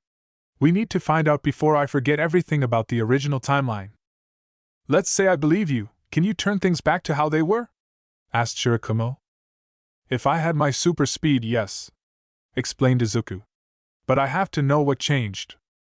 "So how do we do it?" asked Shirakumo. "We'll need a few things. Some chemicals mostly, and some help from Mother Nature," said Izuku. "And I know just where to get them. The entire nation is in lockdown, kid. Wherever you're planning to go, you won't make it," said Shirakumo. Izuku balled his fist. "I got here, didn't I? I can make it." Shirakumo looked at Izuku and saw pure determination. "You remind me of Aizawa, kid. Alright, fine, I'll help you. So where are we going?" Izuku smiled. "To the beach. But it'll have to wait until the night. If my mom notices I'm gone, I'll get into some serious trouble." "Perfect, I can contact some of my old friends. See if they can help out in any way," said Shirakumo. "Good, we'll need it. So, how are you getting me home? You got a car?" asked Izuku. Shirakumo smirked. "I got something better." Moments later, Izuku found himself soaring over the city atop of a cloud. "Whoa! Your quirk is awesome!" Shirakumo smiled. "I know, right? Hang on, kid, I'm kicking it up a notch." The cloud Izuku was on then began to move faster. The hour-long trip Izuku made turned into only 1 hour. Making it to his apartment building, Izuku jumped off the cloud and landed on the fire escape. "Thanks for the ride." "Don't mention it. So I'll come and pick you up tomorrow night. By then I'll know if we'll have backup or not," said Shirakumo. Izuku nodded. "Perfect, I'll see you then." With that, Shirakumo took off into the night sky, leaving Izuku to sneak back into his room. As Shirakumo flew in the sky, he couldn't help but think about what Izuku told him. If Aizawa were alive now, he'd probably call the kid crazy. The next morning, Izuku woke up as the sun beamed through his window. It was quiet, the city was quiet, his apartment was quiet, and it all felt so weird. Getting up, Izuku went to the restroom before going into the kitchen. There he found his mother sitting at the kitchen table looking at a photo. "Mom?" Inko turned. "Everything all right?" Inko nodded. "Yes, everything is fine, just thinking about your father, that's all." Izuku took a seat beside Inko and noticed that it was a photo of the three of them together. "Do you remember this? You were 8 years old when we took you to the amusement park." Inko laughed. "You were so scared of going on any rides that we spent the entire day walking around and eating food." Izuku smiled. "Yeah, I remember. I ate so much popcorn that I felt sick." "You even threw up a couple of times," said Inko. "But even then we enjoyed ourselves. We were a family. I miss your father so much, Izuku." Izuku hugged his mother. "I miss him too, Mom. But he's always watching us from up there. I just know he is." "Yeah, I guess you're right. Now, let's have breakfast. There isn't much with all the stores closed, but I think I can make something." Izuku smiled as he watched his mother move about in the kitchen. But as they waited, their doorbell suddenly rang. "Who can that be?" asked Inko. Izuku stood up. "I'll get that, Mom." Going over to the door, Izuku expected to find someone standing there, but once he opened the door there was no one. Instead, Izuku found a package in front of the door. Picking it up, Izuku closed the door and went inside. "Hey Mom, did you order something?" asked Izuku. "No, why?" asked Inko from the kitchen. Izuku looked at the label on the package and noticed it was for him. "Did I order something and forget?" But that's when Izuku noticed who it was from. His heart began to beat rapidly as he read the name, Melissa Shield. Running into his room, Izuku felt sick as he threw the package onto his bed. "No, no, no, it can't be her. Can it?" Grabbing the package, Izuku began to tear into it. As he ripped the packaging, something fell out of it. Reaching down, Izuku picked up a letter and began to read it out loud. "Dear Izuku, it's been a while, hasn't it? I'm sure you're wondering if it's really me. Yes. It's really me, your old friend Melissa Shield. You hurt my feelings, Izuku. How could you throw me into something you had no idea what it was? Maybe I should punish you a bit, or maybe I should do to you what you did to me. But that wouldn't be any fun. No, in the meantime I'll give you this, a little something to remember me by." Looking into the package, Izuku pulled out his costume, but it was in Melissa's red color. "Damn you, Melissa!" Izuku then went back to the letter. "You're also probably wondering why this place is all wrong. Well, if you want to find that out, you'll just have to find me. Until then, I'll keep myself busy here. Love, Melissa." As he finished up reading the letter, Izuku crumpled it up and threw it to the side. "So this is your fault, Melissa? You're the reason why this time is fucked up. I swear I will find you and make you tell me what you did." "Izuku, are you packed yet? We leave for the countryside tomorrow morning," yelled Inko. Looking down at the suit, Izuku sighed. "I'm sorry, Mom, but I won't be going with you. In order to set everything like how it was, I have to find Melissa." With Shirakumo. Making his way back to the destroyed UA, Shirakumo jumped off of his cloud. Walking through the deserted halls, he made his way towards Gym Gamma. Stopping in the middle of the gym, Shirakumo took a deep breath. Plus Ultra. That's when the floor of the gym began to shift. As it did, the ground underneath Shirakumo began to sink. That's when we see that it was actually a platform that was going down. Once a few meters down, the platform stopped. Stepping off it, the lights suddenly turned on. As Shirakumo walked, the wall was seen plastered with pictures of the fallen heroes, each and every single one of them. It was a memorial. Stopping in front of a computer screen, Shirakumo began to type. Before long, the screen turned on, and out appeared a sign that said "Outgoing call." "Come on, please be still out there." After a minute of waiting, the screen changed. 2 shadowy figures then appeared. Well, well, well, if it isn't the survivor." "What do you want?" asked one of the figures. From the outline you could tell this person had a large amount of muscle. "You better not be asking us to go after AFO, it's not happening." Shirakumo smirked. "After what I'm about to tell you, you might want to reconsider. The game has changed, guys, it's time we counterattack." One of the figures stepped into the light, partially illuminating his face, but Shirakumo could see it was a prosthetic eye. "I'm listening." The other shadow didn't go into the light, but you could see the faintest outline of what looked like a long beak, almost like a mask. If you called us, then that means you're already thinking of a way to win. I'll listen as well. Shirokuma nodded. I am, but our success rests on one single kid. All I need from you is to be ready when I call. And that's a wrap for part 2, Speedsters. Did your minds just get blown? Mine did. Now drop your wildest Speed Force theories in the comments below. I love reading your thoughts. Massive shout out to the legend, R. Smalls, for being part of this epic journey. Now hit share, spread the Speed Force gospel, and let's make this video trend like wildfire. Your support means the world, and I can't wait to see you all back here for the next lightning fast installment of What If Deku Had the Speed Force? Until then, stay hyped, stay speedy, and catch you in the next one.